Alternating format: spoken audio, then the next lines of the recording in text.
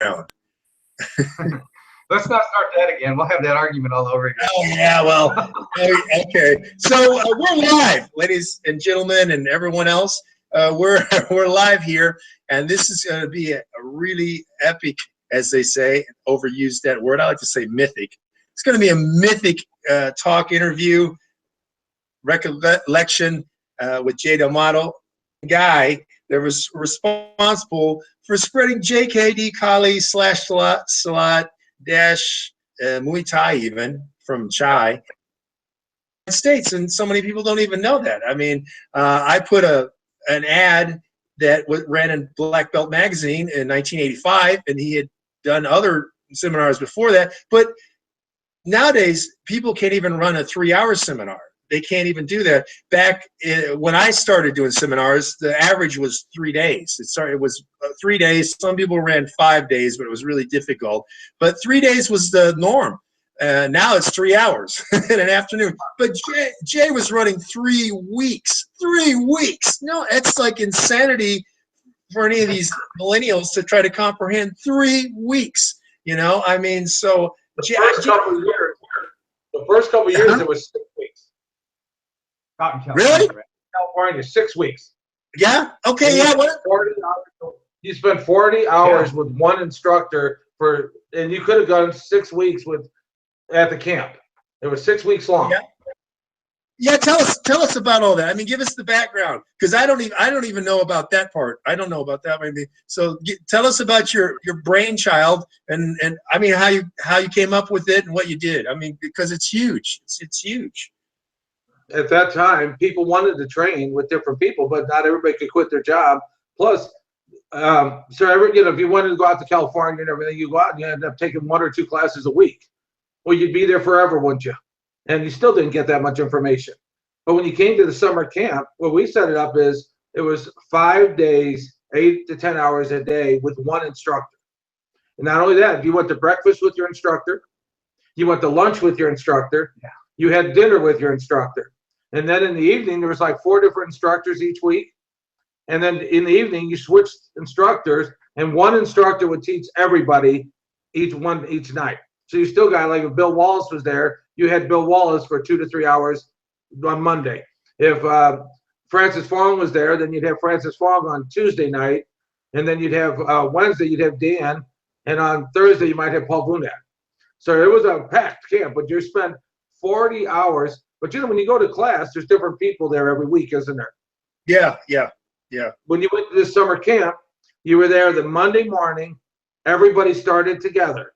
So you didn't repeat the same material. It was new material every single day for 40 hours. That's incredible.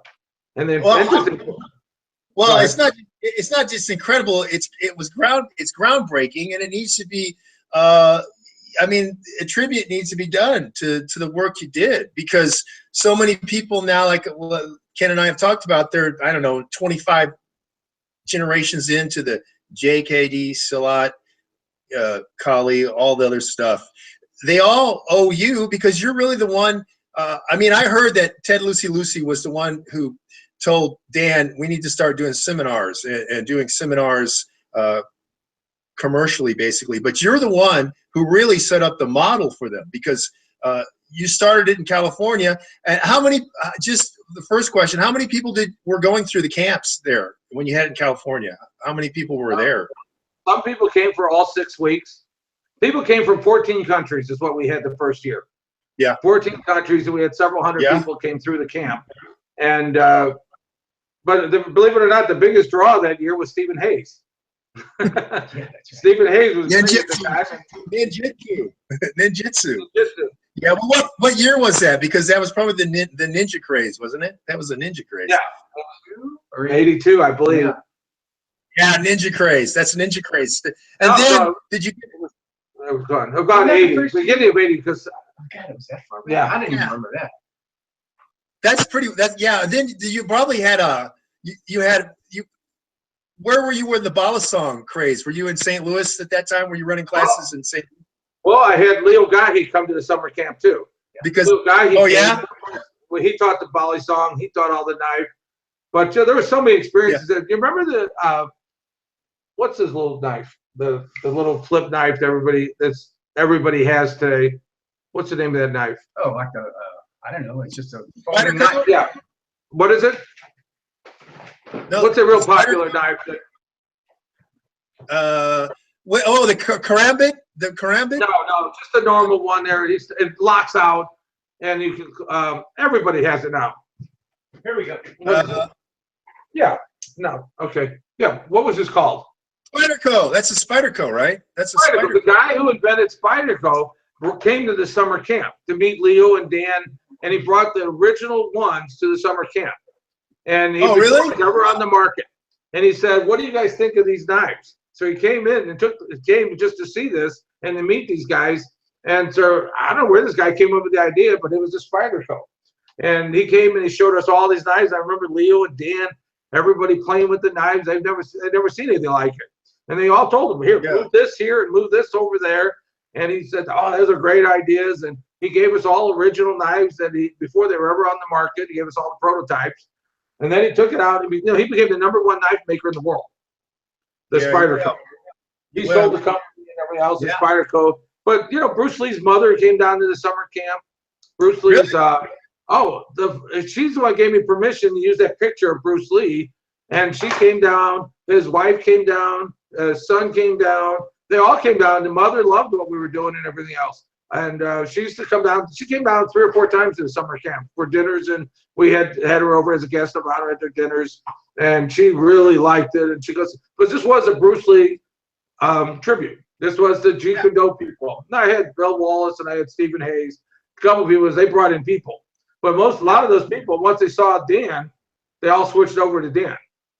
Did you I just got to ask you, just out of curiosity, did you pursue the Joe Louis connection at all? I had Joe Louis 1 year. He was there with Jerry Beasley, because Jerry Beasley, I think, was the brains behind Joe Louis's business stuff, basically. And I always found like they were always the rejected JKD guys. I mean, it was legitimate.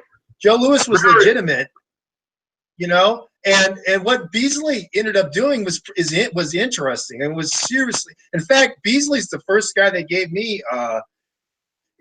He got me international exposure. He's the first guy that gave me international exposure. He through Michael Pasquale Jr., who I've always gotten along with him. The jiu-jitsu guy from New Jersey. He had Karate International magazine, and those were the first guys that gave me exposure. And but I mean, that whole Joe Louis thing, these other guys kind of wrote them off, And I've never hung out with Dan other than 20 minutes, maximum. And I never knew like what was Dan's take about Joe Louis. I mean, what did he exactly? Because Joe Louis embarrassed us. Because I listened to all these guys cry about everything. Joe Louis this and Joe Louis that. And so then I thought, okay, well, I really want to meet Joe Louis and spend some time with him. And I went up to Beasley's camp up in North Carolina, or was it somewhere up in the East Coast. I went to summer camp, and Joe Louis was up there and everything. And people said, "Hey, could somebody teach a class on Kali?" And he said, "Hey, do you want to teach?" I said, "Okay." So I taught a class. And Joe Louis stood there at the side of the thing watching me the whole time and just staring. And it gave me the creeps. I'm like, damn, it's the guy. I mean, I thought any minute he's going to come over and we're going to fight. And so he's over there watching, he's staring, he's watching everything. And I taught this class, and I did teach one of my best classes ever. And I always pride myself as, I think, a good teacher. And after class was over, he walks over, and I thought, oh, shit, here we go. And he walks over and he goes, "That was a damn good class. That was a damn good class," and everything else. And he was a really nice guy. And I'm like, "Oh, well, you're not such a bad guy." No, I got to know him more and more. So he came to say, I had him in St. Louis. I had him at the camp, and he taught. And he was wonderful. Actually, he was one of the best instructors, seminar best instructor I've ever seen to this day. He still wanted his students to be good. He was a wonderful thing. But here's why he didn't really like the summer camp. You asked me before what the summer camp was like and everything else. How many teachers could teach 40 hours in a row? Yeah, not many. Not many. It takes skill. You got to be interesting for 40 hours. Yeah. How people start looking at the clock after 30 minutes, don't they? They start looking after 2 hours. They're like, well, do we get, are we what are we going to do now? Well, Dan had to be interesting.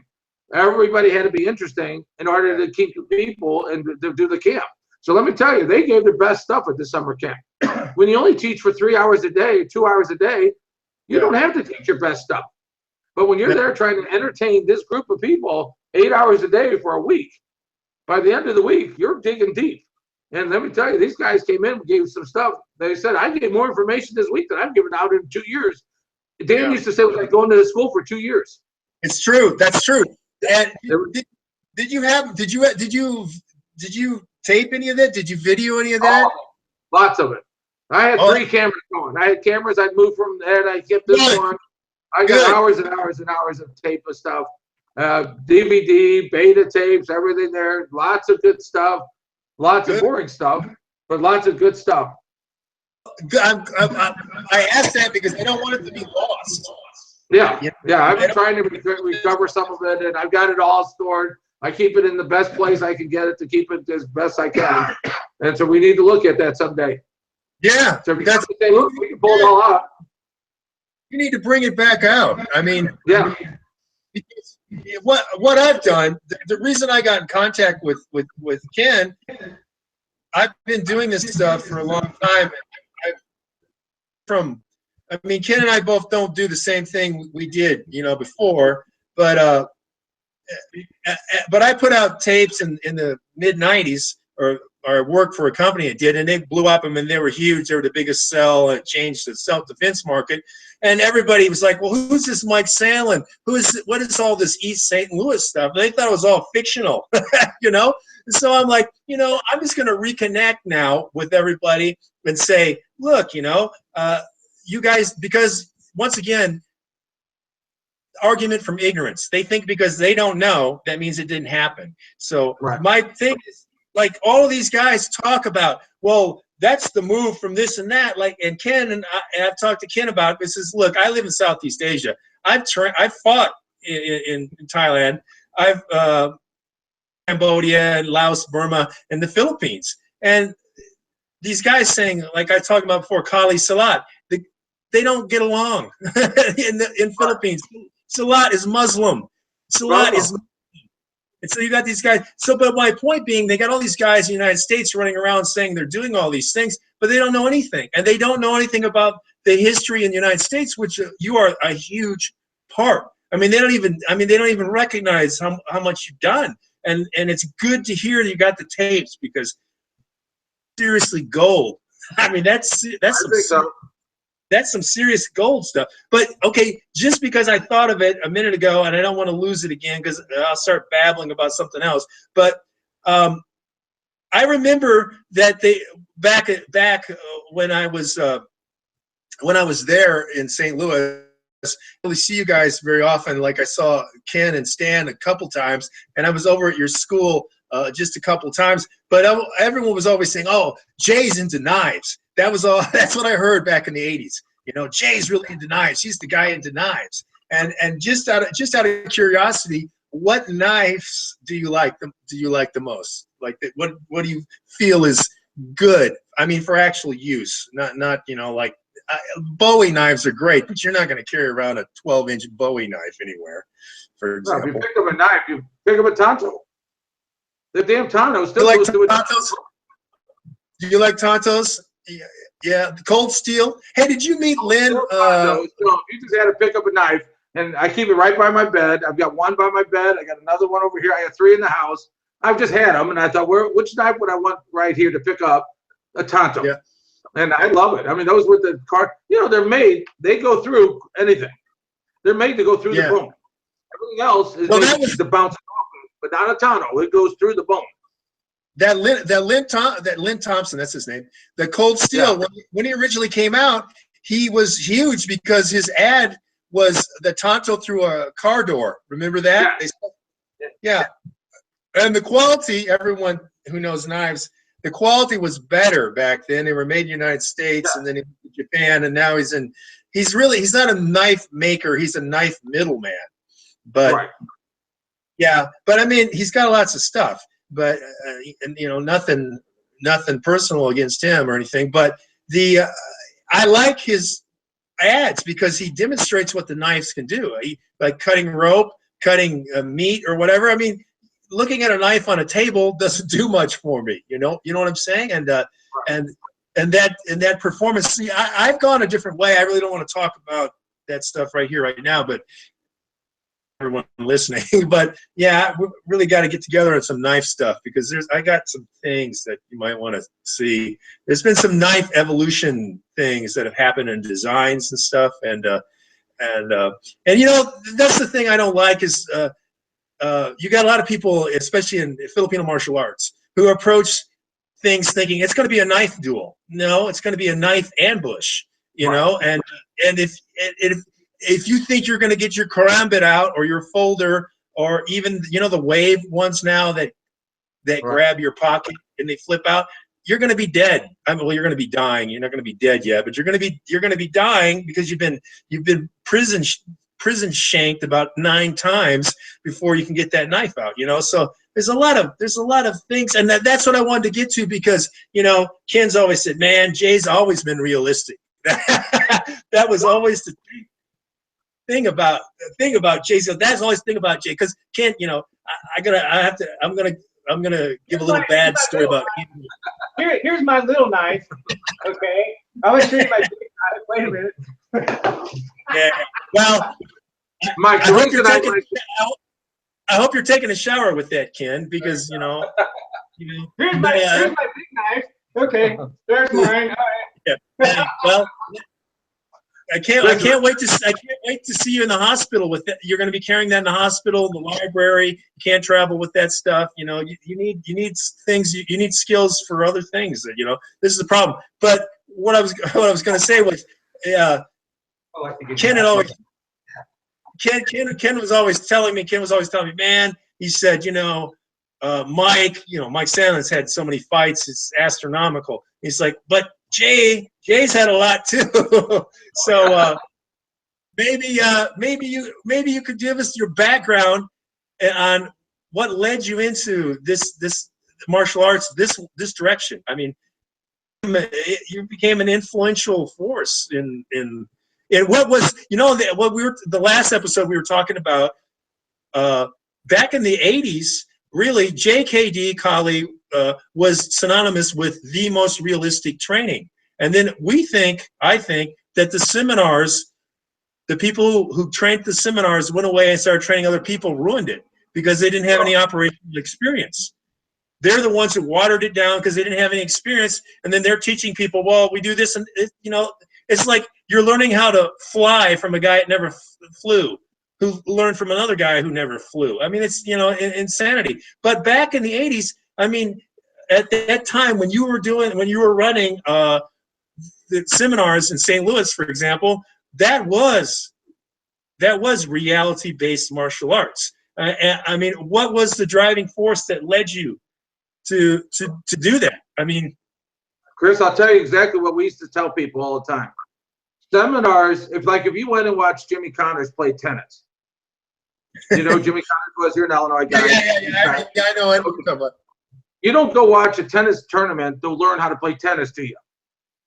No, not unless you're high. Not unless you're high level. You're high level, you pick up something. It's a Jimmy Connors show, isn't it? Yeah. When you watch a tennis tournament, you're going to watch Jimmy Connors and you go, wow, that was neat. That was neat. When you go to a seminar, it's like going to the DAmato show. Yeah. They think they're going to class. I don't know. You're watching a show. Yeah. You're not learning to fight. You're not learning anything there. This was the show. This was fun. You go there and everything else, but you didn't learn to fight. You don't learn to play tennis going to a tournament to watch the two guys play.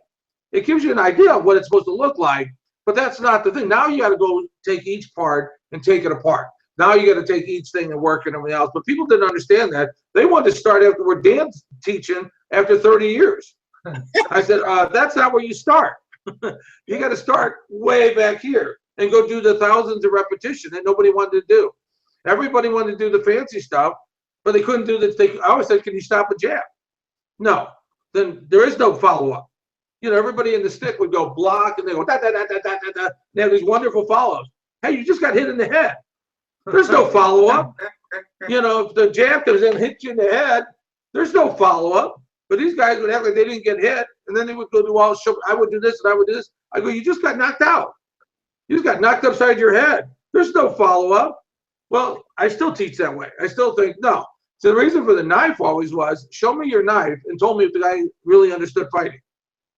Because if he starts showing me any of this fancy, this, I go, you suck.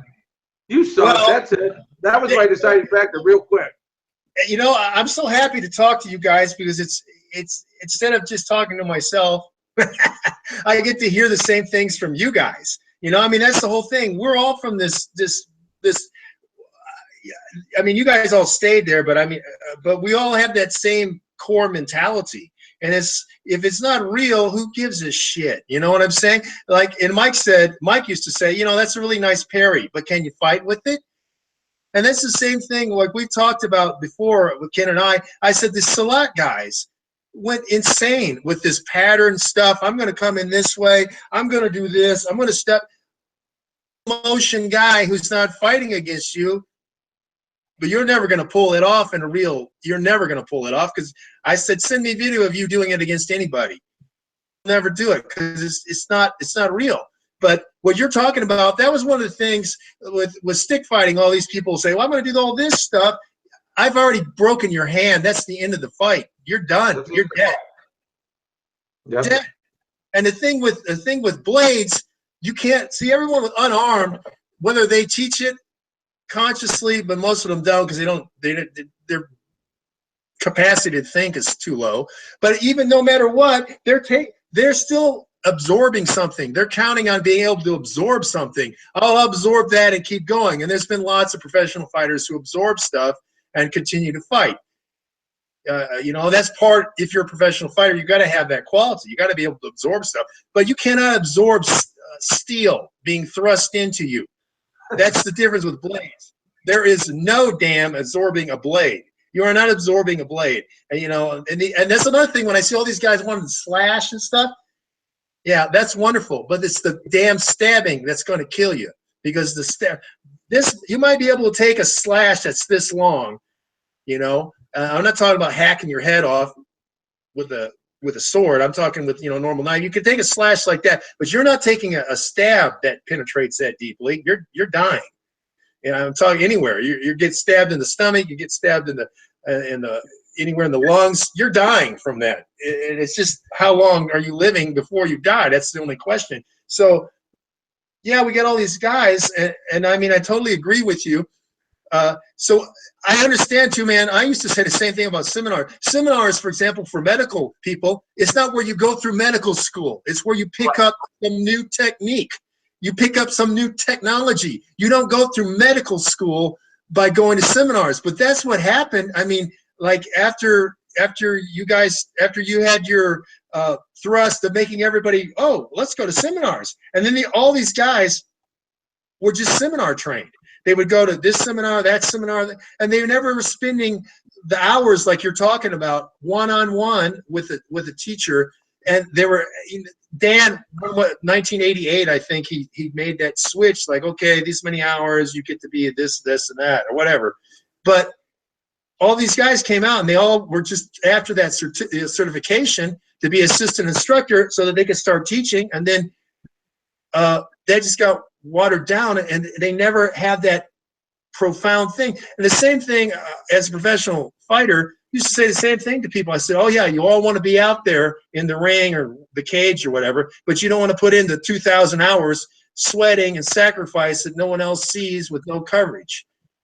You know, you don't. And I have a friend who was an Olympic judo coach, and he'd say the same thing to guys. You know, it's like, yeah, you want to make it to the Olympics? Well, you're going to have to pay your dues before you get there, because everybody wants to be in the Olympics. You know, who doesn't? But put in all that time, that hardwiring, we call it hardwiring, that response. And exactly what you're saying. I mean, yeah, Dan started turning into this, like, almost like impressing you with everything he knows when he does seminars. And it's like nobody learns how to do any of that stuff, you know. And they certainly came back.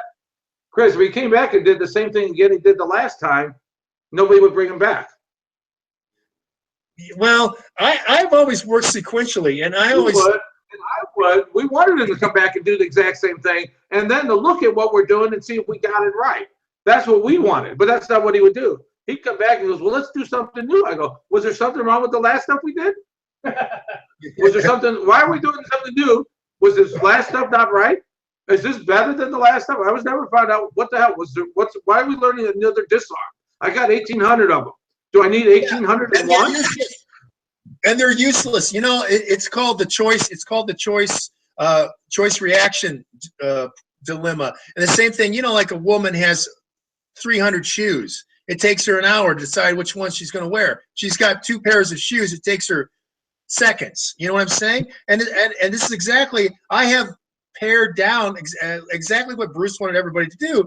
And the same thing, professionals in whatever, in use 1 or 2 submissions. They just have a lot of ways to get into them. With a jab, you know he's going to jab. He's still hitting you with the jab. You know what I'm saying? Ernesto Host is going to hit you with a low kick. But when is he going to hit you with a low kick?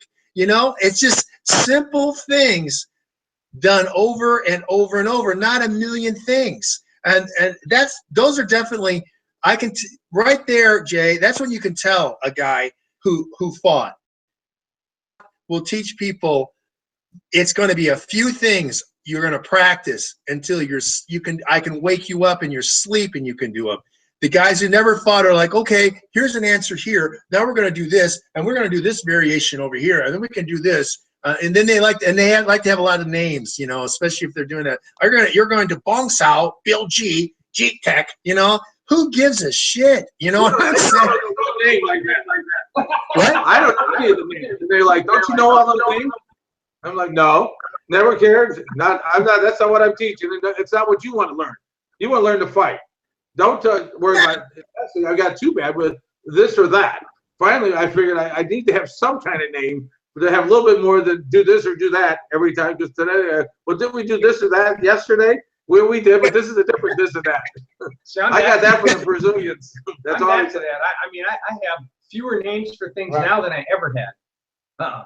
It's more about movement. Yeah. It's about stripping. It's about stripping away to me. And I mean, seriously, you know, I mean, that Bruce said that. I mean, he's not the only person, but he said that every professional, you try to get as economical as possible. The reason why Sugar Ray Robinson could fight into his 50s is because he was hardly moving. You know, his energy was he was putting out so little amounts of energy, he was able in his 50s to fight guys in their 20s, you know, because he's moving like that instead of, you know, and yeah, you know, and going over. It's called being efficient. Yeah, exactly. Economical and efficient, smart. I mean, I'm down with it. Okay, let me ask you this. I mean, because we're kind of shotgunning it around, but it's so, man, it's just, we got so much wealth of knowledge here. We got to tap into it.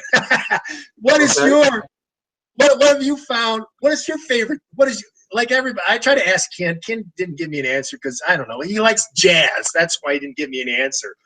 You know, the jazz guy, you know, he can't give an answer. You know, it's like, what key are you playing in? Oh, I don't know, man. Whatever key I feel like, you know.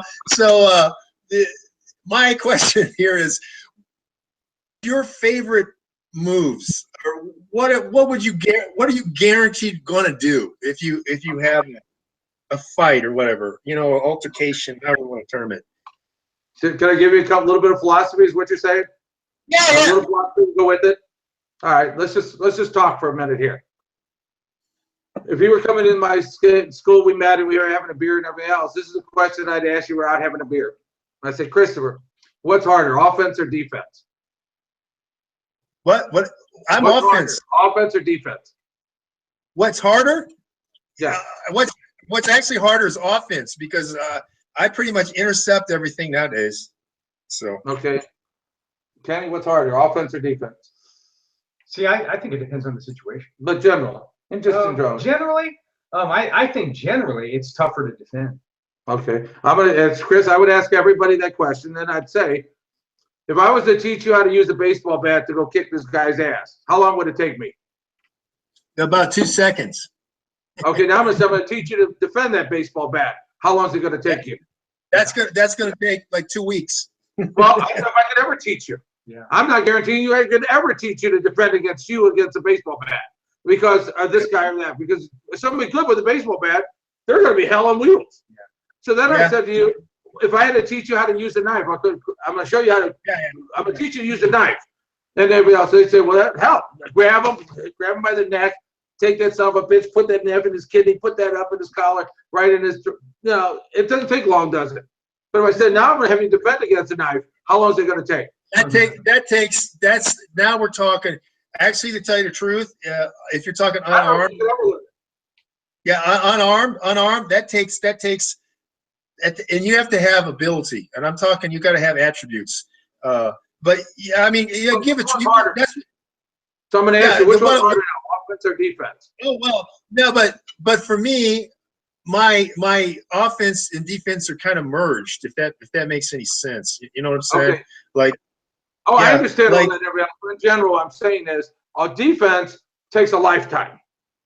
Yeah. Now, most people, you can get by with good offense for a long time, can't you? If you're talking about ambushing and attacking, I mean that's actually what military's trying to do. That's what guerrilla warfare is. You just ambush, attack people. You're not defending at all. And that's like, that's what you're talking about right there with the knife thing. Let's just go with that just a second. You got all these guys that want to show knife defense. I'll give a 13-year-old Filipino kid, $20 and say, here's a marker, mark this guy up, and I'll give you the money, and he won't be able to stop him. You know what I'm saying? Because it won't follow what he thinks is going to happen. And a knife is easy to use against someone who's unarmed. Very easy to use, but like I said before, people start getting abstracted and think it's going to be knife dueling. There isn't. Show me 5 verified cases of knife dueling in North America. You're misunderstanding what I'm trying to say here. I'm just trying to use that as an example. It's easier to teach. When most kids are young, do they teach kids when they're learning to box and everything else, offense or defense? No, they're going with offense. The same with boxing. Because you win a lot of fights with that, don't you? Would you agree? Well, yeah. Well, that's what I'm saying. I'm agreeing with you. I'm just saying that I'm just trying to add more to it. I'm just trying to add more depth. I'm trying to make a point. You asked me about philosophy on teaching. I got your point because if this is once again back to the military thing. I trained military, but when you don't have a lot of time with military, what they do is they just try to make them aggressive and offensive. Right. That's the easiest thing to teach.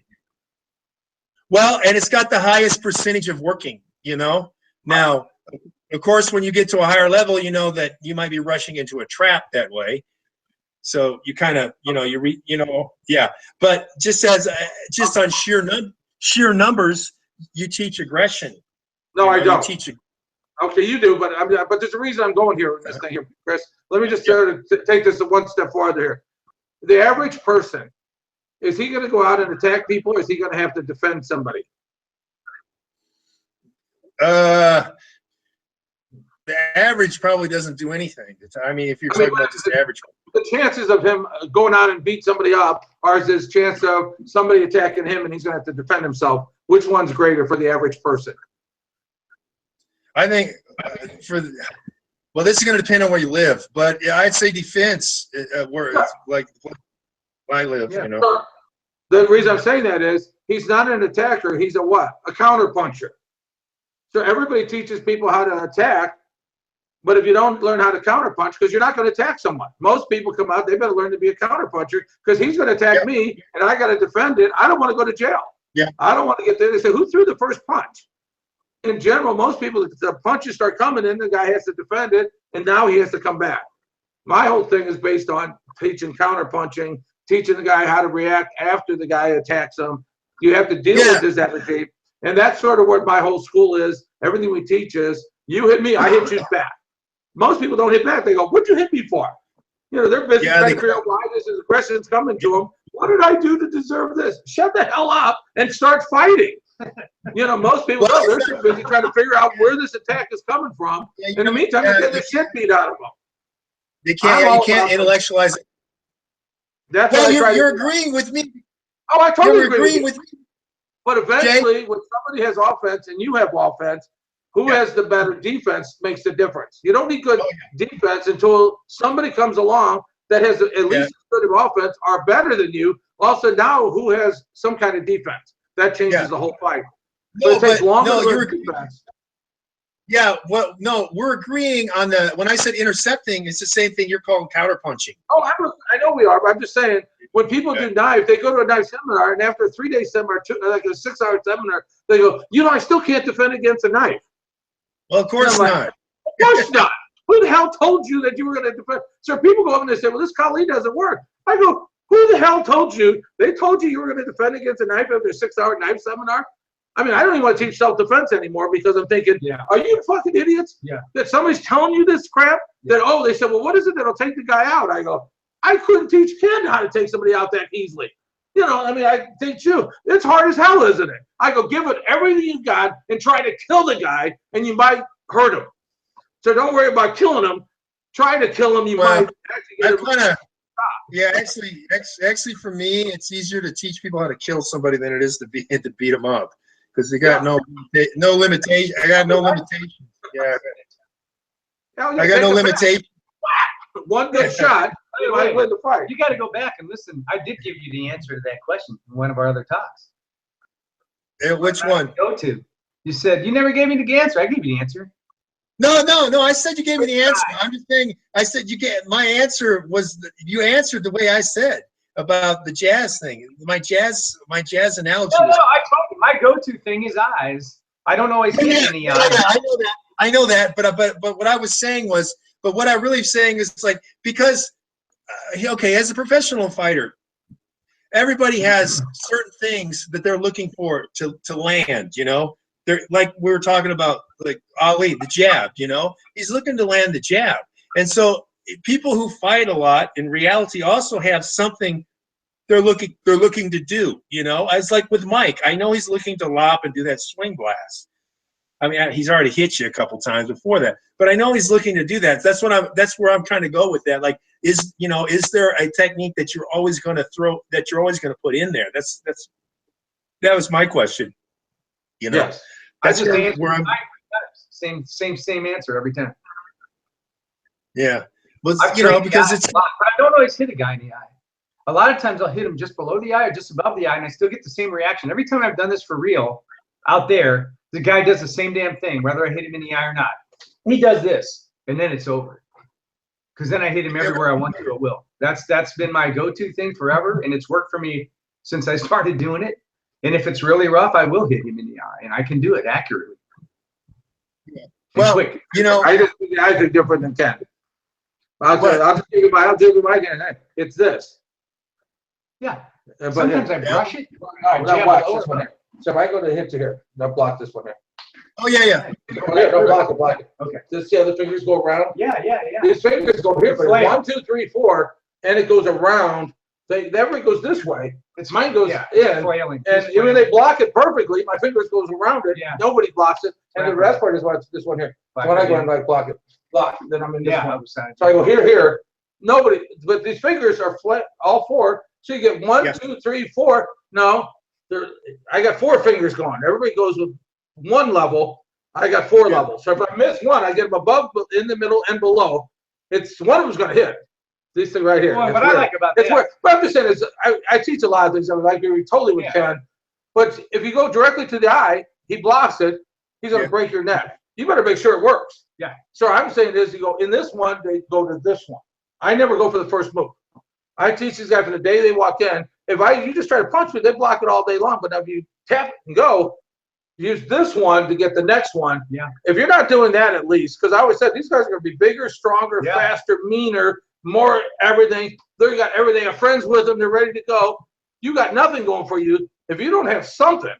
Which is, if you think you're going to beat them with a single punch, it doesn't work. Single direct attack doesn't work, does it there? If you don't set something up there, so I beat this into their head. It's touch. You got to go here to go here. to go here to hit with this one. And if they don't get that, they ain't got nothing. Because I tell them, you got nothing else going for you. You're too small, you're too weak, you're too passive, you're too this, and you're not smart. At least let's try to get the brain working. Everybody keeps saying it's the best weapon, but nobody works it. We do things, I mean, but it's like, but we drill it every day. The same damn things. I don't teach a million different things. I don't show disarms. I don't show all this. Every day we come in and said, okay, start jabbing. And keep jabbing at the guy until he has 1,000 jabs today. Okay, tomorrow, then you jab me, I hit you back. You jab me, I hit you back. You jab me, I hit you, you hit me. There's a counter, a puncher, a counter puncher, the counter for the counter puncher. And we go back and forth over and over until, so hopefully, when a jab comes, they go pop, pop. And they go, oh, damn, did I just do that? Yes, you did. You know, we beat it into the ground. But how many students do I have? Not like I could have if I want to make it teach them 1,000 disarms. I won't do it. Because I'd rather not teach it anymore. If I got to teach crap I don't believe in, I won't even teach them warm-ups anymore. When they walk in the door, we start. I go to a gym. You're not paying me to teach you to fucking do a push. I mean, I own gyms for years, but I'm not here to do push-ups with you. I'm here to teach you to fight. Let's work on that. That's my interest. Let's go. Hey, Ken, can you move the camera just slightly? Because Jay's a little bit out of the frame. I'm sorry. No, it works good like this here. People I'm over here. That's good. That's good. Okay, what? Yeah, you just covered some stuff that's good. That's real important. You know what? If you're talking about people you're trying to train them for reality, you don't get to warm up in the street. You know, you don't get to warm up in the street. No warm ups allowed. No nothing. It starts. We walked in. I said, all I say is put on. They go. So we put on the gloves. I go, yeah. Put on the gloves. Let's go. That's it. We don't stop for an hour and a half, 2 hours, and then at the end of the 2 hours, they're like, damn, how many punches did you throw? 1,000. How many defense did you do? Thousands. How many counter punches did you do? Thousands. Okay, we had a good class. We don't. Do you think we sit around and talk the lingo and talk history? Well, this is from the Philippines, and this is Southern Filipino, and don't waste my time with that crap. You don't need it. You need to learn how to fight. Yeah, I've always said something. Yeah. We go right to it. We spend the whole time. And not everybody wants to do it. Number two is, once people realize they're not very good at this, it takes it away from them. Everybody loves the flowery shit where they don't ever hit each other. I would do this and I can do that. No, you can't. Well, I sorry to tell you, but I used to tell them, no, you can't. Well, I don't want to train with you. I'm going to go with somebody else. I'm like, do it. That's fine. I don't really care anymore. I love this shit though. They love patterns, you know, especially women love patterns because they feel like they're doing something, you know, having six and all that Sinwali crap, you know, and hubbub. What the hell? That shit's useless unless you're trying to make a movie for choreography. That stuff is useless, you know. Well, they grew up with patterns. That's what kids do. Kids learn patterns growing up. The girls were really good at it, weren't they? The boys didn't do patterns because they weren't worth a damn at it. Jump rope. They got some jump rope stuff. You know, the girls were very good at patterns. Yeah, the three girl jump rope thing. You know what I mean? With two, you know what I'm saying? But yeah, so they love it. But that stuff is like, you know, you tell people like you're training for your own death, and they look at you like, well, you're just negative. No, I'm trying to keep your damn life alive. You know, you know, it's not like people don't understand. This is not like, well, you got your idea about what color looks good for the kitchen, and I got mine. No, this is about empirical digital reality. It's called living or dying, and this is a non-zero-sum game, and what's true is going to work, and you're going to live, you know, and what's not true is going to get your ass killed. Because I used to have people, I used to bounce, and I had some girl come up to me and say, I hear you do this and that. I don't want to talk about the stuff in a bar, you know, and she's like, I do Taekwondo. And I was like, yeah, all right. And I said, why do you do Taekwondo? Do you do Taekwondo for exercise? Because, you know, to me, fine, that's great. She's like, yeah, I like it for exercise, but I like it because of the self-defense aspects. I said, you are out of your mind. And she's like, what do you mean by that? I said, there's too many holes in Taekwondo. I said, it's just like Wing Chun. It's trying to sell you an answer. It doesn't. You're using the wrong tool. You cannot make a kick fit everywhere, and especially a jumping, spinning. Taekwondo built Jay's school, you know, the regular ongoing classes in a roundabout way. I can't tell you how many times I'd be standing there during the day. Some schmuck would come in there and go, man, oh my God, I'm winning all these tournaments. with my Taekwondo. But last night I was with my gal at a bar, and a guy grabbed my gal's ass. He was a little drunk, and I turned around and hit him with a kick in the head. Before I knew it, he shoved a chair into my knee. I fell down on my ass, and he clubbed me in the head with the chair. And I'm so goddamn embarrassed. I hear you guys do something different.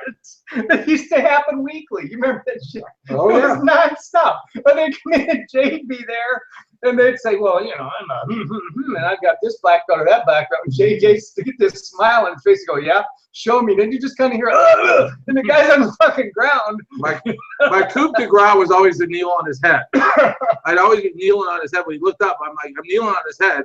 And I go, it doesn't seem to work very good. And of course, he goes, I know, you weren't ready. Yeah. You want to try it again? And they're like, oh, yeah, I'm going to do it again. And I said, okay. Next thing you know, I'm kneeling on his head again. And I just would put that pressure on it, look in his eyes, and see that fear on the guy. And everyone else goes, now he's scared shitless. He don't know how he even got there. And I'm kneeling, putting that pressure on his temple. And he'd sit there and finally he's like, oh, man, I suck. And I go, you suck. You said it. I mean, people don't know. People don't know. And they need to know, and everybody else says. So we had a lot of fun with this. We had a lot of fun over the years. You know, Ken was the, you know, I don't know, did you ever tell the story when Joe Adams came in with the baseball bat? Oh, I didn't tell him the Joe Adams story. I forgot. Well, this guy shows up. This guy was the Mr. Missouri. He was this one of the national powerlifting champions. He's a ranger. Paid. He's a bodyguard for the guy down in Noriego, down in South America. This guy's the real deal. He's a pardon. Yeah, Panama. Yeah, Noriega. Yeah, Panama. He was in all those And he was your contra hearings, landlord. and he was our landlord. Yeah. But he got pissed one time. He came in walking into our and he was a 45 shooting champion. Oh yeah, combat. Combat all over the world. He'd go and compete and everything else. So this guy was a badass.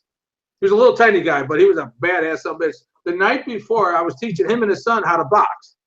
So the next day he shows up because I smarted off to this guy that was stealing people in a charity scam.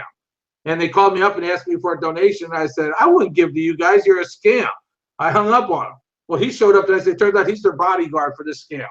He shows up at our meeting and comes in with a baseball bat. And I got all these instructors in the room, right? And we got all of our weapons in there and everything else. Everybody just sat there.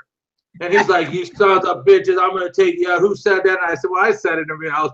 And I looked around and only Kent looks at me and goes, let's go. And I said, let's do it. I said, Ken nodded and I said, go. Not one other person stood up. All these tough guys, everything else, nobody stood up. Ken stood up. He went one way. I went the other way. He goes, one of us are going to take this son of a bitch out. We're going to get him. And he sat there and finally goes, he put his bat down. He thought, okay, this ain't what I came by. I thought he didn't bring a 45. That's all I cared about. He didn't have a gun with him. And I thought, okay, you're going down, Joe. But Ken's the only one who stood up. And the whole thing, I thought, I'm embarrassed. Are you guys shitting me? Not one of you guys stood up. Not one of you guys wanted to fight this thing here. Ken's like, I looked at him, he'll be there. And I thought, today, yeah. I'm still like, all right, Ken, you call me, I come over. 25 years later, I'd still show up because he was right there when I needed him, back it up. And I said, that's it. I forgot to tell him the Chuck Liddell story too. Oh, that son of a bitch. What a piece of work. That was a good one. But we've had some things everywhere else. Ken backs the shit up everywhere else. I'll just tell you that. He stood there. He'll back it up.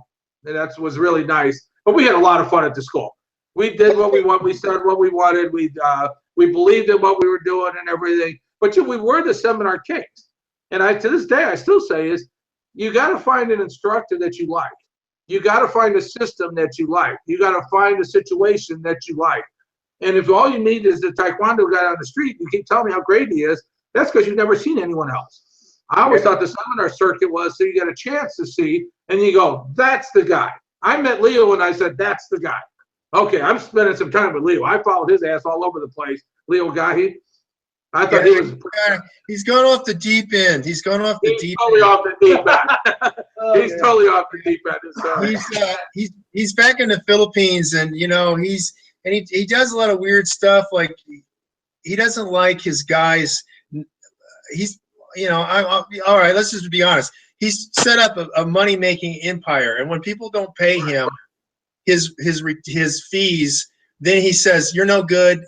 Get rid of you, and now you don't have a rank, which is, I mean, all of his guys that like Bill McGrath, he disowned. Tim Wade, he disowned, and all those guys were, with him. You probably know those guys, and they're all a bunch of losers. Somebody told me Ron Harris was dead. Ron Harris was was 2 years. Is Ron Harris? Do you know who Ron Harris is? He's No, I don't know. I don't know. But well, okay. What I was going to say though about that. Tell us about what happened then. I mean, okay, so the seminars are going along. What happened? I mean, why did the seminars stop? Like, what? When did they stop? When did they stop? Because the instructors, I hired Dan. I said, Dan, how many weeks do you want to work this year? He said, I want 5 weeks this summer. I said, okay, you're hired. I'll take you for 5 weeks. I'd go to these other guys and say, okay, how much do you guys want and everything else? How much? Larry Hartzell, how much? He said, I want to work 2 weeks this year. I said, okay, I'm going to hire you for this. I hired these guys and negotiate with them all. And then they weren't smart enough to realize I was paying them more money than they were getting anywhere else. I was giving them all this exposure that nobody else gave them. I put their name out in print. I gave them all this chance. So they all made a living after this off seminars of what they did. So then I got my whole summer lined up with everybody there, with all this advertising else. And then the guy up in North Carolina who came to the camp a couple of times says, well, I've got 2 weekends before your camp opens up where I'm going to have 2 3-day seminars where you get to come and spend an hour with each instructor. And you get to discuss, you can work out with 10 instructors for the weekend for $150 instead of going to your camp and spend 40 hours with one instructor. You get spending with 8 instructors over a weekend, and all these guys would go up and do this one here for hardly any money. And I'm thinking, you're just killing the goose. I'm not making any money off this stuff. I'm trying to promote you dumbasses. And they weren't smart enough to hear. And I thought, you want to sabotage me? You want to do this one here? And they all lied to me. They didn't tell me about it and everything else until it was too late. And I said, if you're going to go do weekend seminars during the seminar, and all these things, so they came into town when I paid them to come into town for the week, and then they go do a seminar at somebody's school. And I'm like, on my dollar? I'm flying you in here. I'm the one paying you here. And you start doing seminars in the evening at my competition school. Well, that isn't right. And I just thought, I'm not working with you guys. You guys are idiots. Well, I mean, that's what it's the same thing happens with music and stuff. You have to get to the exclusivity contract. You know what I'm saying? Like, they can't go to somebody else at the same time, and they can't go to anybody else within a certain radius of miles too. That's what people do with other things. It's like I know Boss Rutan, for example. I don't know if you dealt with Boss, but I love that guy. He tried to expand into St. Louis, and he had a thing like he would only allow one person to be his representative in that whole area. I mean, not just St. Louis, but a whole, because he didn't want that happening. He wanted to have specific geographical areas. And right. And I said to him through someone else, I said, that's a good idea, but you're going to kill yourself though too, because if somebody moves, you're not allowing them to teach. Like, if they become a representative of Boss Rutan, they're only a representative of Boss Rutan if they are in Missouri. If they move to Chicago, they can't do it. If they move to LA, they can't be. I said, that's not going to work. And I don't think it did work, because that was over 10 years ago when I talked to him when he was doing that. And I don't think it did work. But he was in St. Louis at that Krav Maga place, which I'm certain you probably know. They were all infighting. The guy started with one, and then one of those guys left, and he opened up down the street. And then, of course, that guy left, and he opened up. So he had 3 of them, and they all went broke. But yeah, that's typical. Yeah. So they cut. Basically, they all shot themselves in their own foot, right? Yeah, they shot themselves in the foot and played these stupid games. And it's like, guys, I don't need another technique. Yeah. It's not. I got enough to practice for the next 100 years. I've never run out of techniques. And they thought I needed another technique or something. They held me ransom because, I'll teach you another disarm. Save it. Yeah. Secret stuff too. You remember secret stuff they all taught? They said, here's a secret. Leo used to say, okay, now this is a secret. I said, then don't teach it to me, because I can't keep secrets. Don't tell me secrets. Don't give me any of that. I can't keep it all straight. Just whatever you teach me, I'm teaching. So if you want to give it to me, I'm giving it out there. I'm tired of all this. You can teach this, but not this. Yeah. Then don't tell me. I don't need it. Teach me it, or because when I get it, I give it out. I mean, they made so many rules, so many things. I just couldn't follow it all. Hey, I think I can mention a name here. Do you think this was part of the downfall of Paula? Do you think Paula was a downfall of? Totally. Yeah. Well, you know the story on Paula, right? I know some, not all of it, but okay. Dan calls me one day, and he says, "Jay, do you still want me to come to St. Louis?" And I said, "Yeah." And I said, "Yeah." He says, I'm talking about moving to St. Louis." And I said, "Tell me about it." Is he coming back? Or is he No, he can hear you. I'm only kidding. Yeah. So Chris, he calls me up. He says, "Is that offer still good? I'm sick of California. My family doesn't like me. No, my wife hates me. My kids don't like me. I'm tired of all the freeloaders. I'm thinking about moving to St. Louis. Are you interested in having me?" And I said, "Absolutely." He says, "So we're coming to St. Louis in a month." He says, "I'm going to Chicago first, and then I'm coming to St. Louis." And I said, "Perfect. So we'll come down and we'll take a look at see what the situation. Let's talk about it, and we'll get it figured to see if it works for you." So he was thinking about coming to St. Louis to live, and he said, "We'll just do seminars and everything from here, and I don't want to have anything more to do with all these guys there." You know, he owned an apartment out there. He had 2 apartments out there, and all the freeloaders moved into it. First, he had one in case he got kicked out of his house again from his wife. And pretty soon, Cass, Magna, all those guys are all living in his apartment. I go out there, he's living in his van in the school. And it's like, "Why are you living here, Dan?" He goes, "Well, those guys won't live, they're all living in my apartment. He's sleeping in his van in the school." And I like, "This, you got to kick him out." He says, "I can't do that." I said, "You want me to kick them all out?" But I ended up trying to I found him a place to live for a while. So he's living part-time at the friend of mine, the place. I called everybody I knew and said, can you get a roommate? I got this guy, and I told him, "It's DAmato. Isn't that your instructor, that famous?" I said, "Yeah, he needs a place to live." So he ended up moving in with a guy that was not a martial artist, anything else, but he lived there for months. So they're all living in his apartment, right? And then, so he rents another place finally. And then pretty soon somebody else moved in there because he moved back to his wife, and he had people all living there. He's paying all the bills on it. And now his wife's really mad. His wife was always mad at him because he was giving all these people the money. He said, "Well, what good is he? He's gone all the time, and he doesn't even bring home any money." He goes, he was talking about coming to St. Louis. He said, "I go to Chicago." You know who Fred Dagerberg is? yeah, we were talking about that the last time. Like Okay, he stole your model, right? He stole your idea, right? No, he was doing the same thing I was doing. He had a big school up there, the multi-purpose, everything else. The only difference is, but he was up there, and he was a character. He was a real character and everything else, and not interesting guy. But Dan went up there to do the seminar, and then he was going to come to St. Louis after that. He got sick and almost died. He got this infection. He was in the hospital for 3 weeks. At least 3 Wow. weeks, and then he had to recover, and then finally he got better, and then he calls me and says, "Jay, I don't have the energy. I got to go back to California." Well, when he was sick in the hospital, Fred Dagerberg had a secretary named Paula. And Fred said, "Hey, I need you to go to the hospital every day and take care of Dan." So that became her job every day, to go to the hospital and get whatever Dan needed, because the guy can't think for him, so he can't tie his own shoes. And so that's what Paula did every day. So after 3-4 weeks of her being his nurse, her being his nurse and everything else, he says, "You know, I'm in love, Jay. Me and Paula have something special." That's how it happened. So she moved in. And next thing you know, they went out to California and ended up getting married. And he was coming to St. Louis because he liked my sister. And my sister used to run my summer camps. And he was crazy about Janice. I didn't know that. He was crazy about I Janice. didn't know he was after Janice. He was there. He says, "Is your sister dating anyone?" And I said, "No." And he goes, "Well, I'm coming to St. Louis, and let's see how things work out." And I thought, Janice, be nice to this man. Where was Fedora? No, they had broken up. Oh, it was after That thing afterwards, yeah. They still were friends for years. But Fedora was, but yeah, so he almost came to St. Louis, and he got sick and ended up with Paula.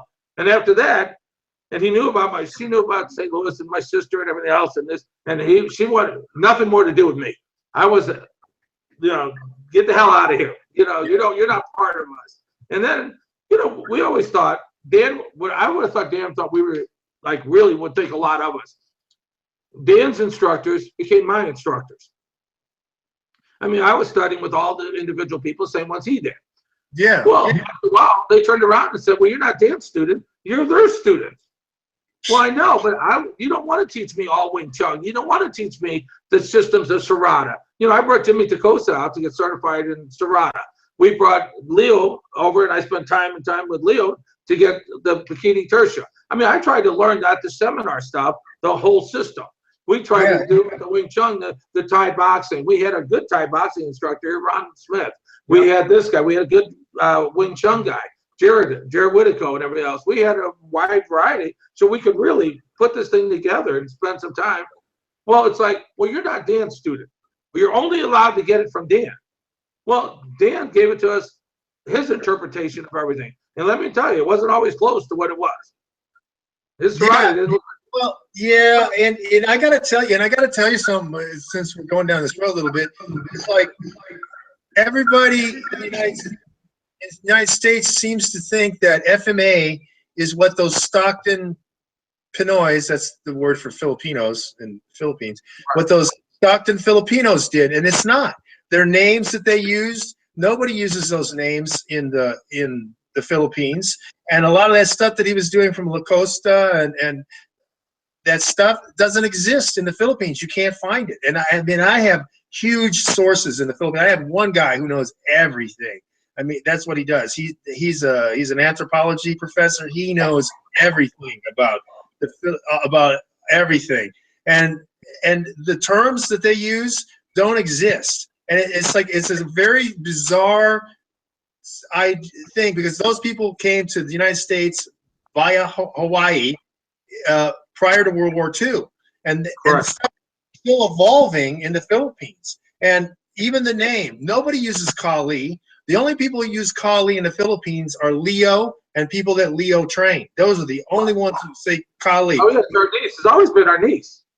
Yeah, Eskrima in Cebu. It's Eskrima. They don't want to call it anything else, and they really hate this call. They're actually kind of like, it's Filipinos. I don't know if you know many, but they're like crabs in a bucket. I mean, they will not work together. They will not work together. But that's what's held them back, as opposed to like the Thais with Muay Thai. It's huge because they work together and they see the benefit. In the Philippines, they won't. But what I'm getting to was the idea that everybody has the United States. It's like thinking that Pizza Hut is Italian food. You know what I mean? It's not. It's not. And Dan is responsible for a lot of people knowing about Filipino martial arts. I mean, that's just a fact. I give him all the credit in the world. That's a fact. But like you said, it's not. He blended things, even though he tries to keep them separate. He blended them, but he never trained in the Philippines, and that's something that a lot of people don't realize. He's Filipino, but he never trained in the Philippines. And one of the reasons is there's a death. They want to kill him. Yeah. Yeah, the Filipinos want to kill him. Some of the older, because they hate anybody thinking, you know, that's what part of their mentality. Like, oh, you think you're the greatest Filipino master. They're the only ones left who say these grand master terms too, by the way. You know, he's a grand master. He's a grand, you know. No, nobody uses those terms anywhere else. But they still do that in the Philippines. Anyway, there are people who still want to kill him. You know, he's 70. They still want to kill him. Because you don't know what you're doing. It's like he doesn't know whatever. You know, number one, whatever, and number two, I just want to say is that a lot of people in the United States, they don't understand that what they think is Filipino martial arts is just one small fraction of it, and that's all from the Stockton. It's all from Stockton and from Leo. It's Leo and Stockton. That's the only inputs you got in the United States. It's either PTK or it was the stuff that Dan did and nothing else. I mean, you have, and because Dan did modern Arnis, Remy Preyes, and then the Costa and the other stuff at Villa Breso. And you probably knew Sonny, right? Sonny, what's his name? Umasan, he died. The guy. Yeah. Well, he died like 10 years ago, right? Yeah. Yeah. But like, yeah, he was one of the guys that really came in on the bala song craze. I remember he was big on the bala song craze. But what I'm just saying is, like, you're fighting a battle just to educate people. You know what I mean? You fight a battle to educate them because they're like, I I know what Kali is. Well, number one, I know that you train in the United States. If you say Kali, I know it right away. You know, I do Kali. Well, you're trained in the United States. I know. And they do heaven and earth, and they go, I got it. And they do a couple little things, and they think they saw Kali. And for most people, that is what they're doing. That's a lot of the Kali. Well, Dan was very good at what he did. He did a lot of things there. But let me tell you, the old guys here were mad at him. I don't know if you know the story about how many. No, I don't know that. Huh? I don't know that. I thought they liked him because he was, you know. All right, is this going out on public?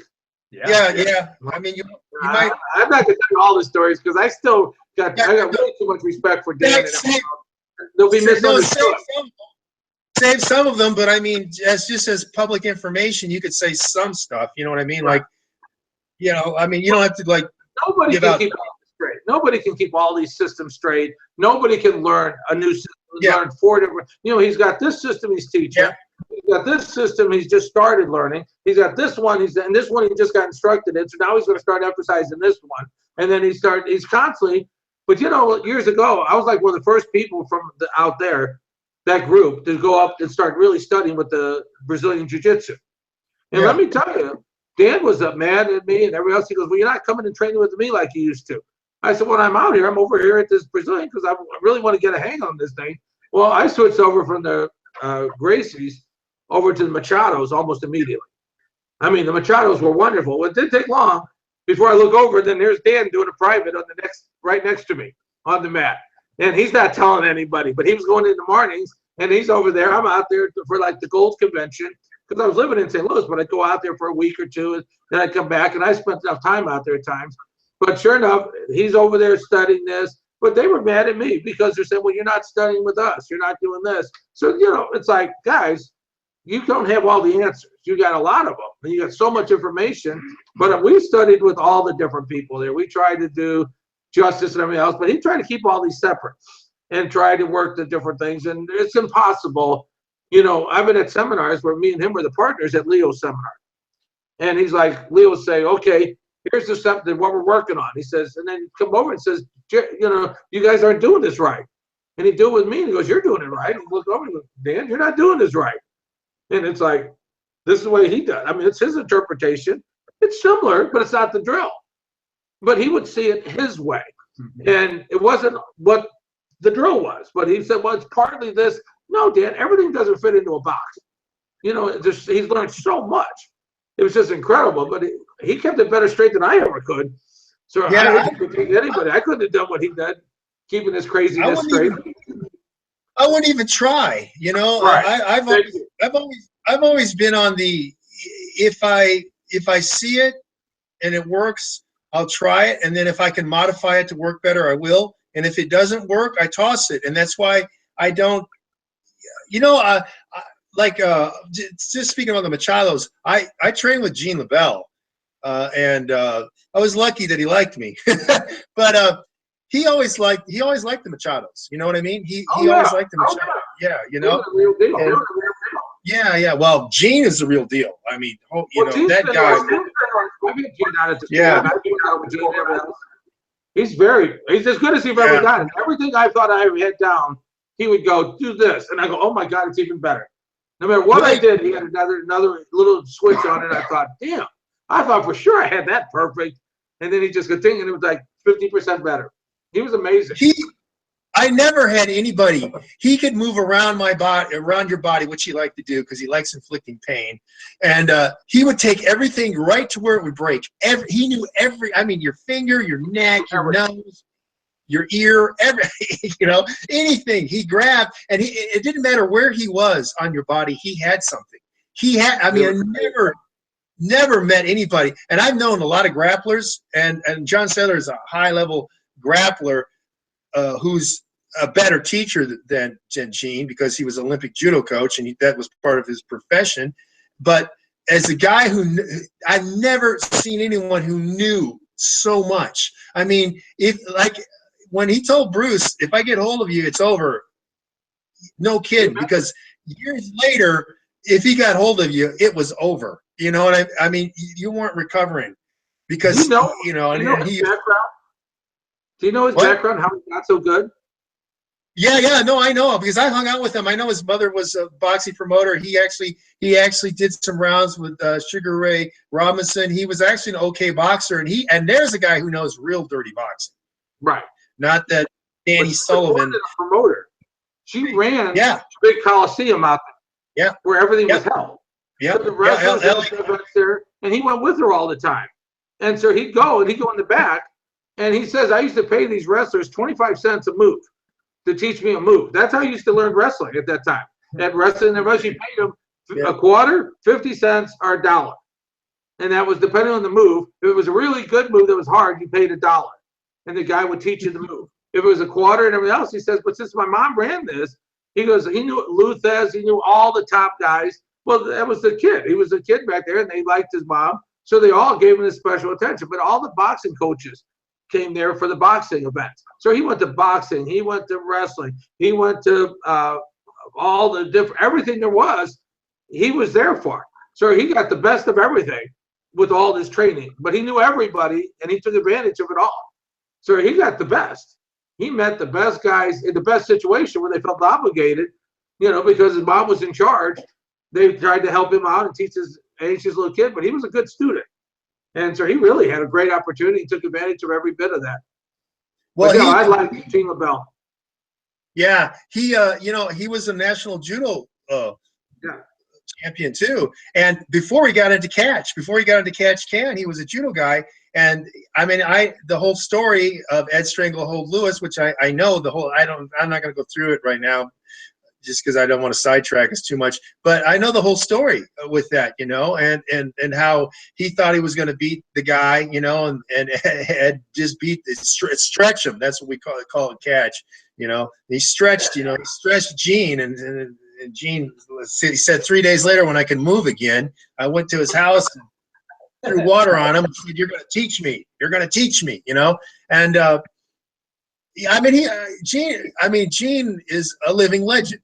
Yeah, he's a living legend. He really is he's a living legend and a connection. And I wanted to get that connection. And you know what? I will say this. So he told me that Brandon Lee was better than Bruce. That's what he told me. Because he worked out. He trained both. He trained Brandon and Lee also. And he told me Brandon Lee was better than Bruce. That's what he told me. Wow. And he said, I don't tell many people because you're dealing with the ghost of Bruce, but he said he was bigger, he was stronger, he had more resources when he was younger, you know what I'm saying, and he said he was better. He told me he was better. So I got to go. I mean, because I didn't know Bruce and Brandon, he did. So I got to go with it. He worked with both of them too in the movies also. So, or TV, movies and TV. But I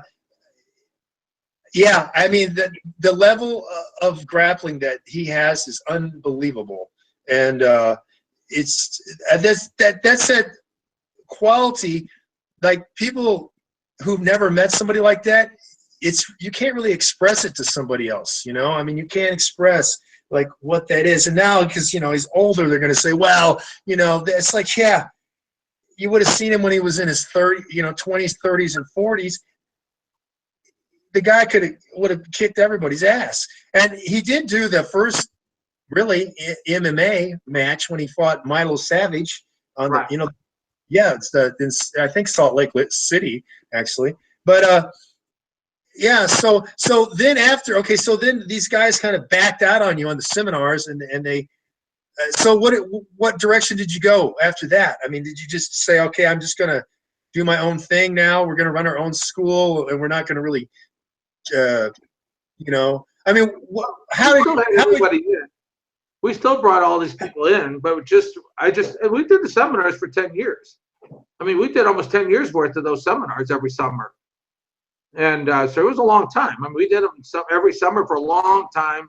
And then at the end, I think we brought it to St. Louis because it kept the price down. And so we had like 3 or 4 years here and 5 or 6 years out in California and out there in Irvine. So we worked out really, really well for a long time. It's just, I'm getting older. Hell, I was in my 40s then. It was starting to have, you start having, my business was growing. I bought another gym in another city, and I had 4 Gold's gyms at one time. So, I had my hands full. I had, quite a payroll and quite a, lot of bills due and everything else. And so, I had to start doing this more and more as what it was. It was more part-time. It was my hobby, but not my living. So it just changed a little bit for that. But just like all these guys said, well, you don't come out here like you used to. I got a family, I got kids, I got things I got to do. I'm 40-something years old. I'm 65 next month. So, it's like, what am I supposed to do? Just stop all that to come out? Everybody had rules. Dan said you got to come so many times a year. Paul said you had to come so many times a year. This guy said you had to come. How many of these things can I go to? I mean, once in a while, I'd like to have a relationship. I'm just lucky. My wife has been doing this for 25 years too, and she really is a martial artist. So I'm lucky as hell that she's got just as much interest as I do. Yeah, that's crucial. Did you so when did you make the MMA kind of jump thing? I mean, when did you decide when did you decide that that was going to be your focus, more like MMA? I mean, when did you? It always was. That just for years. But we were judging them. We were doing these things long when it was all illegal. I was a referee, a judge, a referee. We worked all the fights for years here. We used to go to the fights when the police were saying, if you can't have it tonight, so we have to move at that event that day to another city. So we moved it to Missouri and have the event. And people were hiding, and they're telling us they're going to arrest us. And we were involved in this thing, all kind of fights. And we went way back with the thing and everything. As far as the MMA goes, we were the first MMA school in Missouri. We were one of the first ones in the country really doing the mixed things there. But it's always been what we did.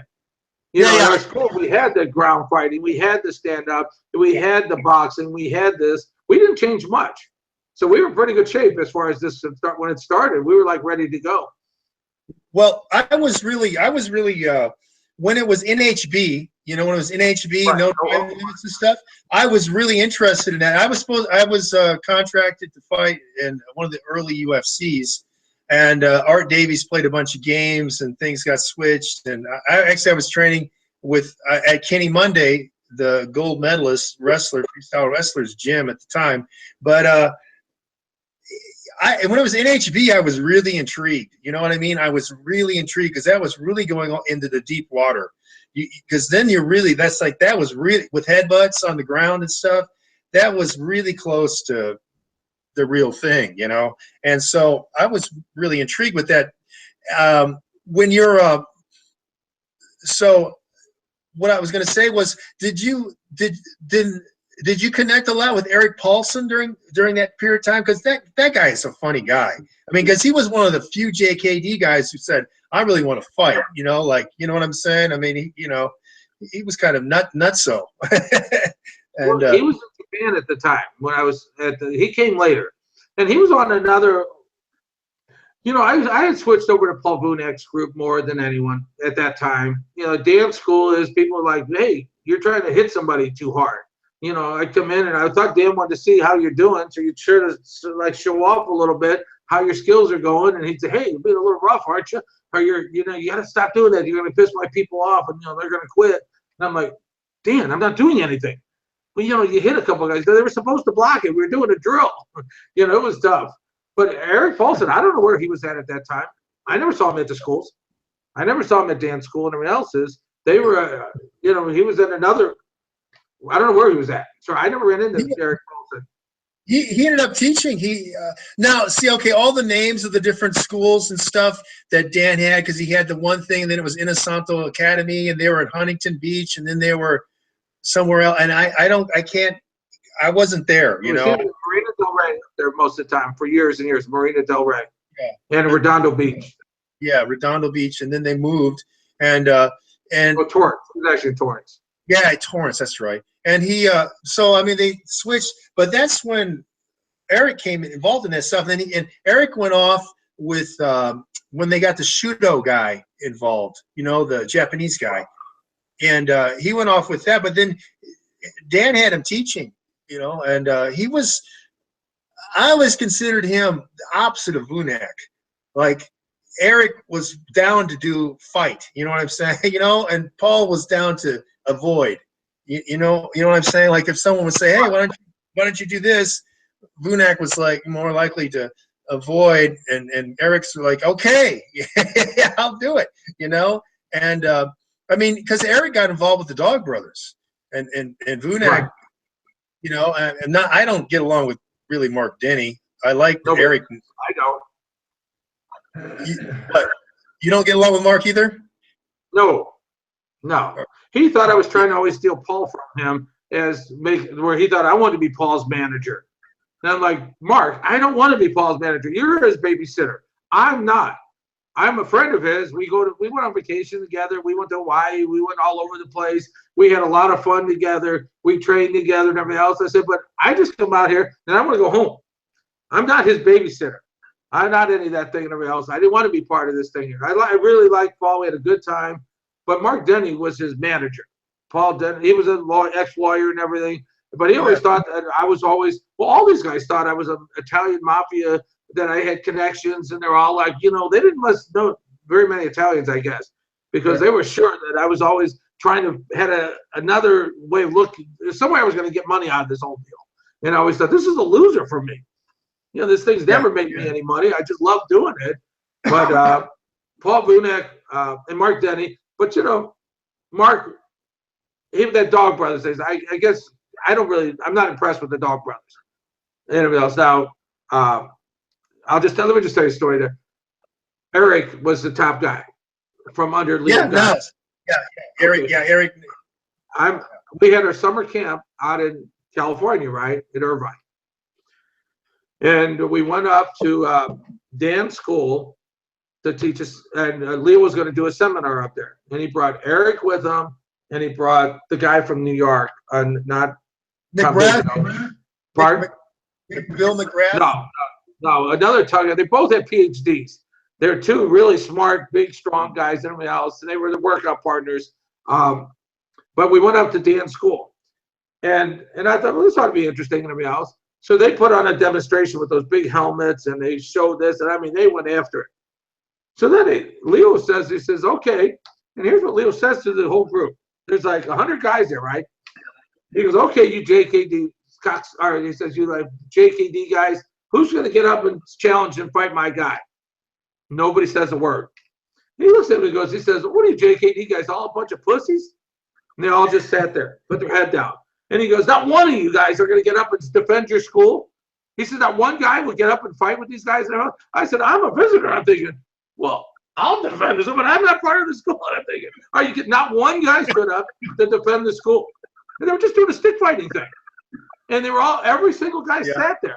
Well, Leo just went up and down, calling him every name and everything else and saying his JKD, all this thing, you guys are afraid to fight, you're afraid to this. Not one person did it. So they put on another demonstration, and he says again, not one guy would stand up and fight. Nobody.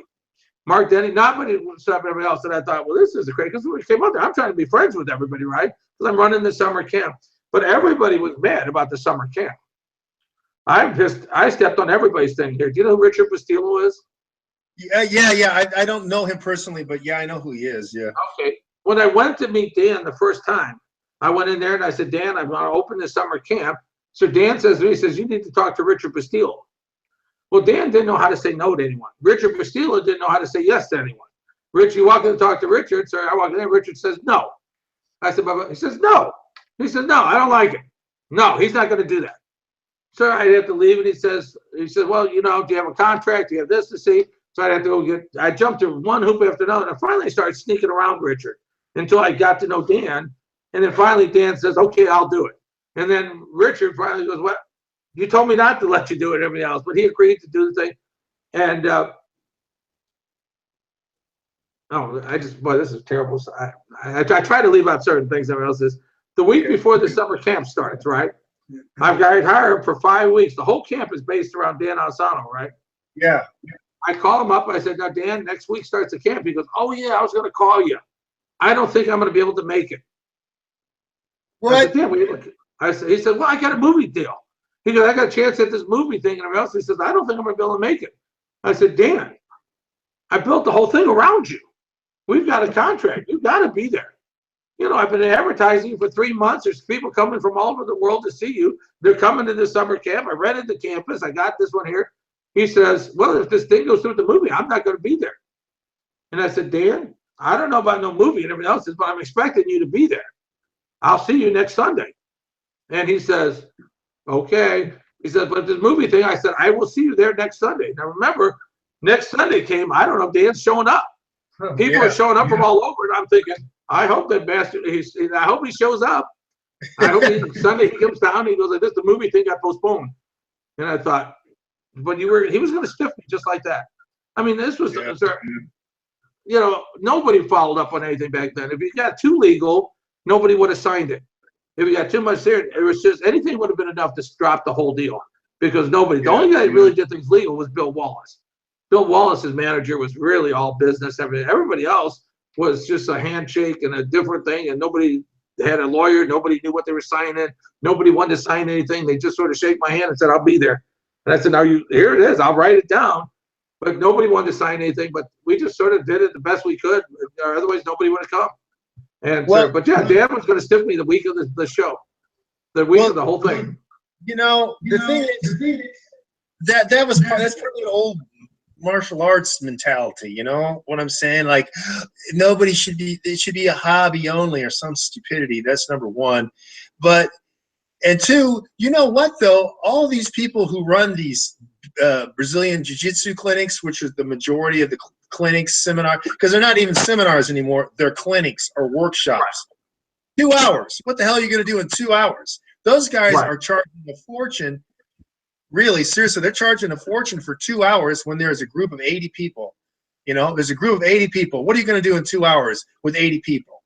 But they owe it to you that they can do that because you broke the ground. I mean, you were the trailblazer. You were the trailblazer that set that up. That other people said, hey, because no one else was doing seminars. It was you were the JKD people were the first ones to do seminars, and then you started seeing other people. You know, they started doing seminars like whatever Wing Chun, and then later, you saw Joe Louis tried to do seminars on his own because Beasley was trying to set them up. They had that karate college thing, right? That going on, and I don't know. That's still going on. I don't know how well it does, but they have such a weird mix of people. It's sort of like, okay, at least with yours, there's a certain theme of, okay, this skill is going to work with this skill. But if you're doing something like form stuff, or kata crap, well, how does that fit in with real fighting? It's like you're going to have a boxing trainer there, and then you're going to have someone doing weapons forms. That doesn't work. It doesn't fit together anyway. But my point is that you were the one who really expanded that, and nobody really knows about that anymore. I mean, I know about it, but that's and I try to tell people about those times, and they don't want to listen because they don't. We had Dixon at the school in '89. Yeah, 1989.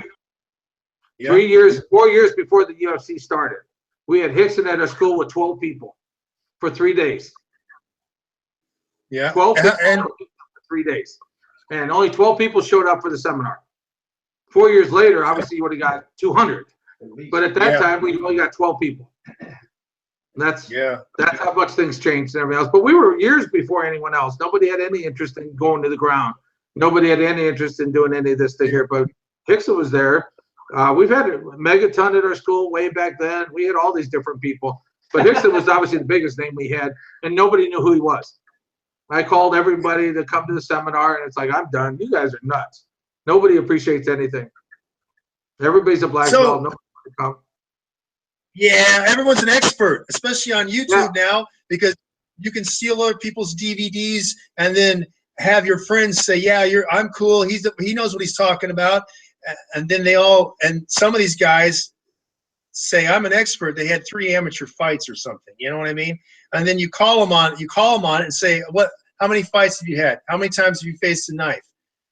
How many gun disarms have you ever done in reality? How many multiple attackers have you fought? And then they don't want to answer that. Then they go off, well, you're a negative person. No, I'm a real person. I'm on your ass because you shouldn't be fucking teaching about fighting. You can be a fan. You can be whatever you want to be, but you can't be an instructor in my book.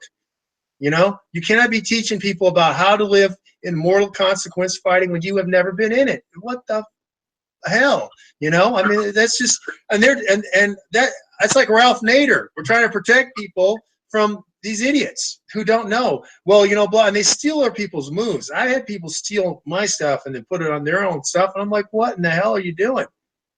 You know, nobody owns any. Yeah, I do. It's like a song, you motherfucker. You know what I mean? You know, it's intellectual property. You didn't come up with it. You know, I mean, 'cause I'm talking about unique things. I'm not talking about a jab. You know, and my point is that that's my part of my thing is to come out now and be out there and get Ken out there, because Ken wants to be back out there anyway. And you know, and like let's talk about our legitimacy. Let's talk about these people like you who were crucial. You know, like a founding father. You know, like you're part of what. If you were to get to the United States, like a part of the founders of the nation, you know, I mean, you founded this whole thing about the seminars. Say what you were saying that Dan told you. How influential were you for the spread of JKD, colleague? How influential were you, Jay? He made his living off it in the last 20 years. Almost everybody goes to is Rick up in Minnesota, you know, Terry Gibson out there in Tulsa, you know, all over the country is all the people he met at the summer camps. All these people came to the summer camps, and when they went back, they brought him out there, and he was able to quit his job as a teacher, as a school teacher, and devote full time to doing the seminars and teaching his school. Before that, he still was a school teacher when I met him. He taught full time at the school, and the only time in the summer he would take off school, and then in the summer we'd plan these things around his summer vacation, and that's when we did the teaching. We had the summer camps. But he was a full-time school teacher at that time. Yeah, that's something that people don't know about. And they need to know that. I mean that's oh yeah, so you know that guy, the small guy that he's in Minnesota, the one you just said his name, right? Didn't you just say Rick? Yeah. Yeah, he likes to think he's a Muay Thai trainer and stuff. Yeah. It's like, yeah, okay, whatever. He went through a fad. He went through a fad time when he was in vogue. You know what I mean? He was in vogue for that. But so all those guys. I mean, all of those guys are all from you setting up seminars. From you, because no one else. The only way you could learn JKD originally, California. I mean, that's what Carl James did. I mean, that's how I ended up getting it through Mike from Carl, you know, and that same thing. I mean, that's obviously the same path for Ken and Stan. And so, I mean, then Ken, you know, and then Ken was your main guy, right? Ken was your main guy.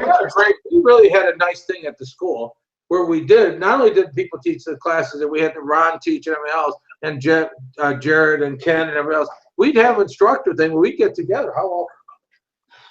All the time. It was all the time. Every minute we could, yeah. And I mean, tell you, it would be me, Ken, Stan, everybody. We'd get into a room with all the instructors, and we'd really work on everything. And we'd really, like, argue this and argue that and take this, and what did he say about this, and does that work? And we had some wonderful discussions. I mean, that's the part that really, I thought, made the difference. It gave us, because if we were all on our own, everybody on their own, you really don't grow.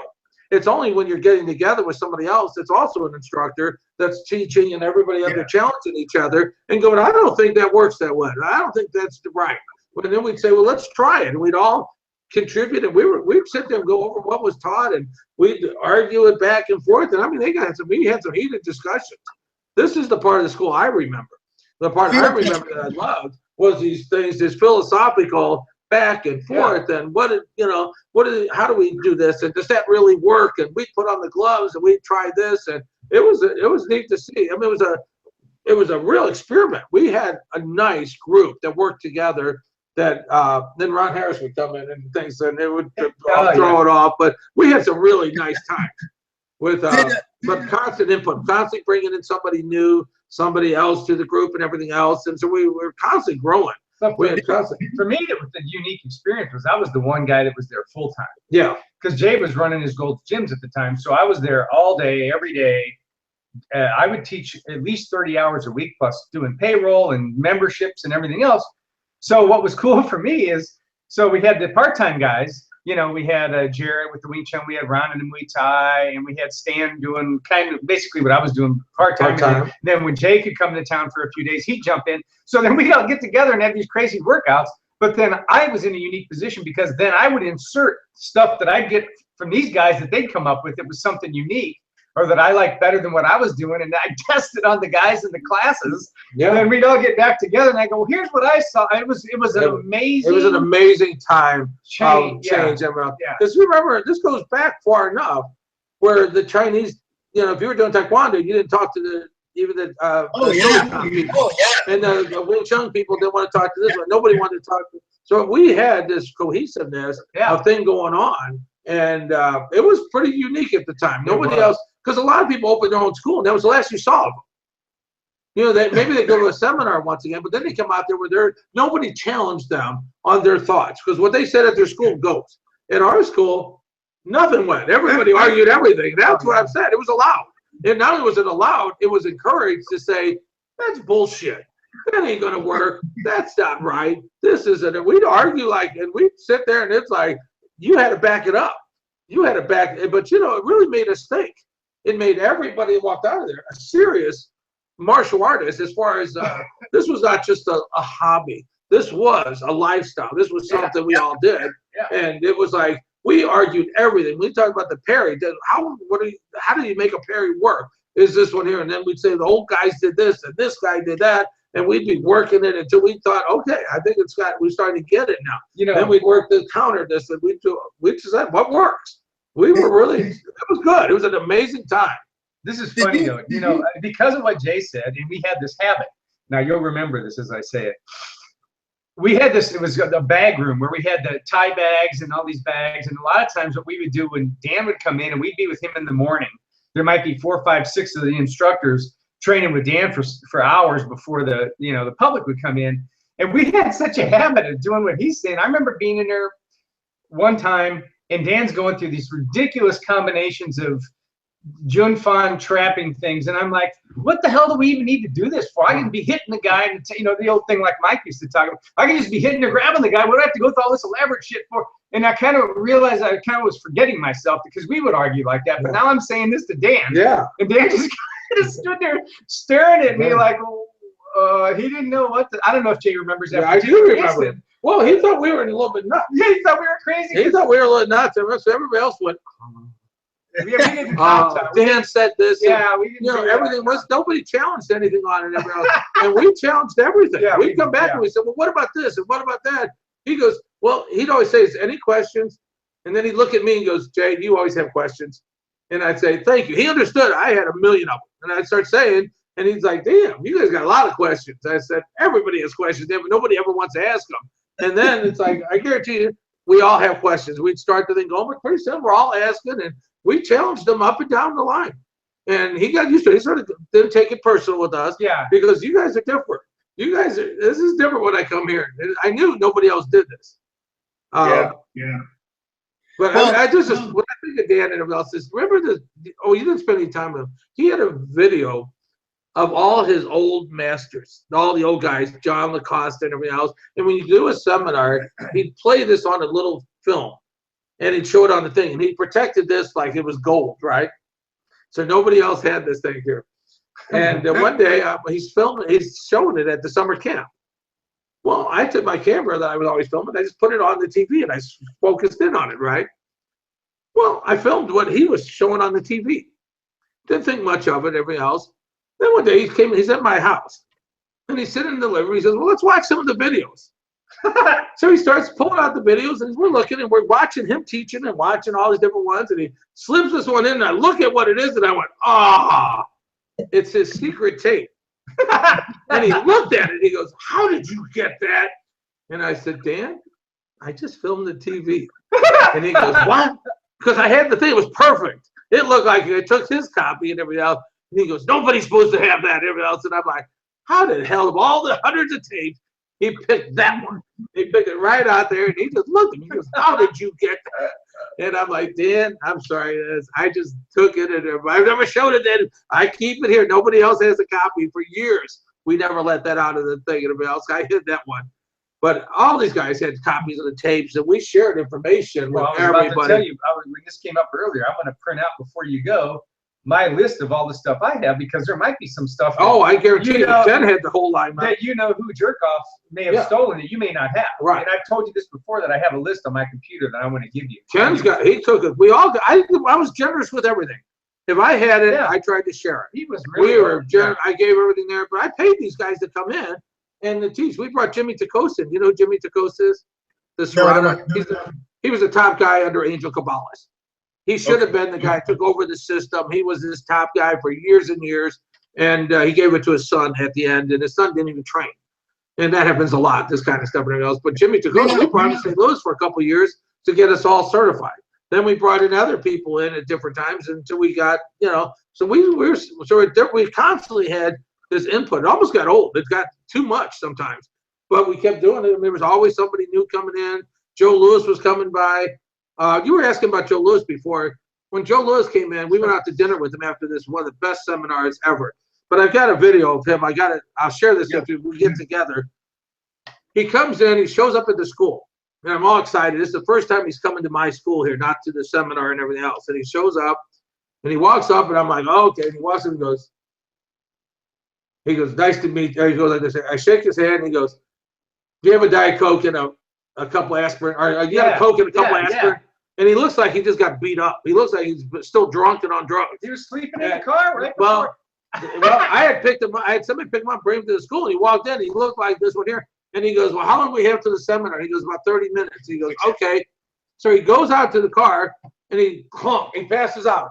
He's hanging out the window, and he's like this with his head on the thing, and his feet are up, and he looks like a drunk.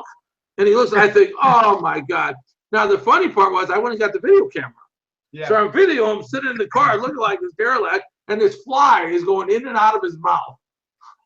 And it's just like, oh, this has got to be the worst. I go down, I knock on the thing, and I said, okay, Joe, time for the seminar. And I've heard nothing but nightmares. I had trained with him a couple times, and I thought, this guy's good.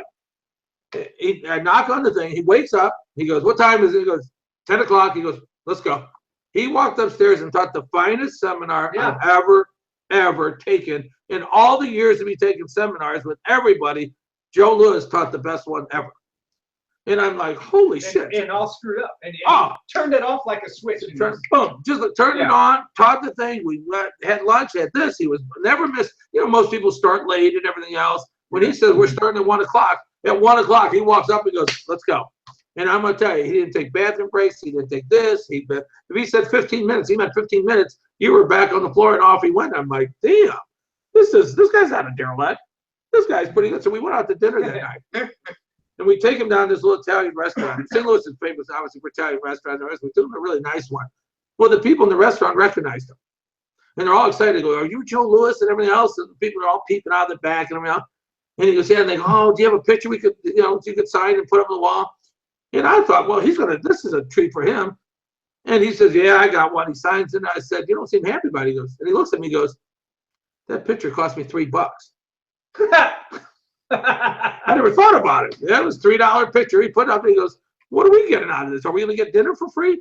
Because we don't get, and I'm like, well, this guy's a businessman. This guy's not a derelict or anything else. Now, he never asked for flights. He never asked for anything there. You say, okay, I'll have you on Saturday. I'll see you from 10 till 4. And this is when you had him.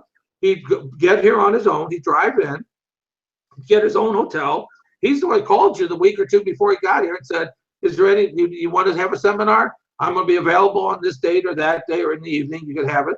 He says, I'll be there at 10 o'clock. We'll have the seminar. It's this much money. No extra money. You didn't buy his meals. You didn't pay for his flights. You didn't pay for his helpers. Nothing else. He pulled his car up.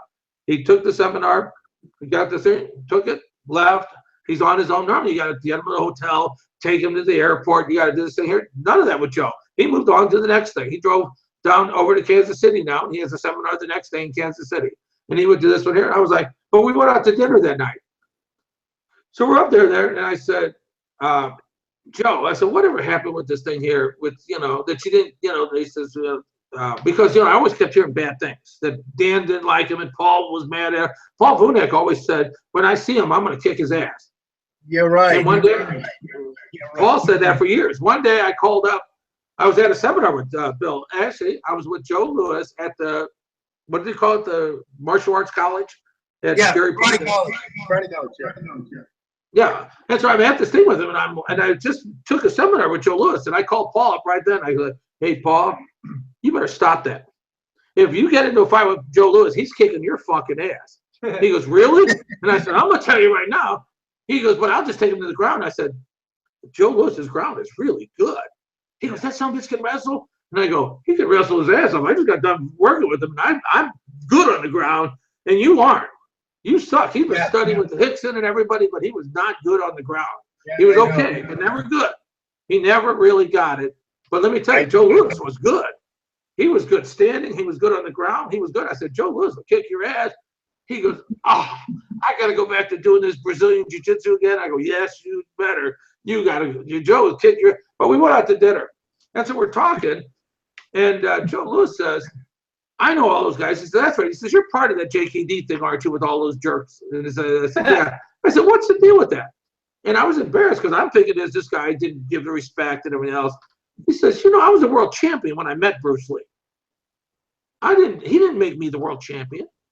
He says, everybody talks about this loyalty and everything else. He says, what about the loyalty I had to all the instructors who've been training me for the last 10 years? All of a sudden, I'm supposed to say, oh, no. I got to give all the credit to Bruce Lee, who I just met 2 weeks ago. He says, I've been training with these guys for 10 years. When they said, who's your instructor? I didn't say Bruce Lee. He just started training with me.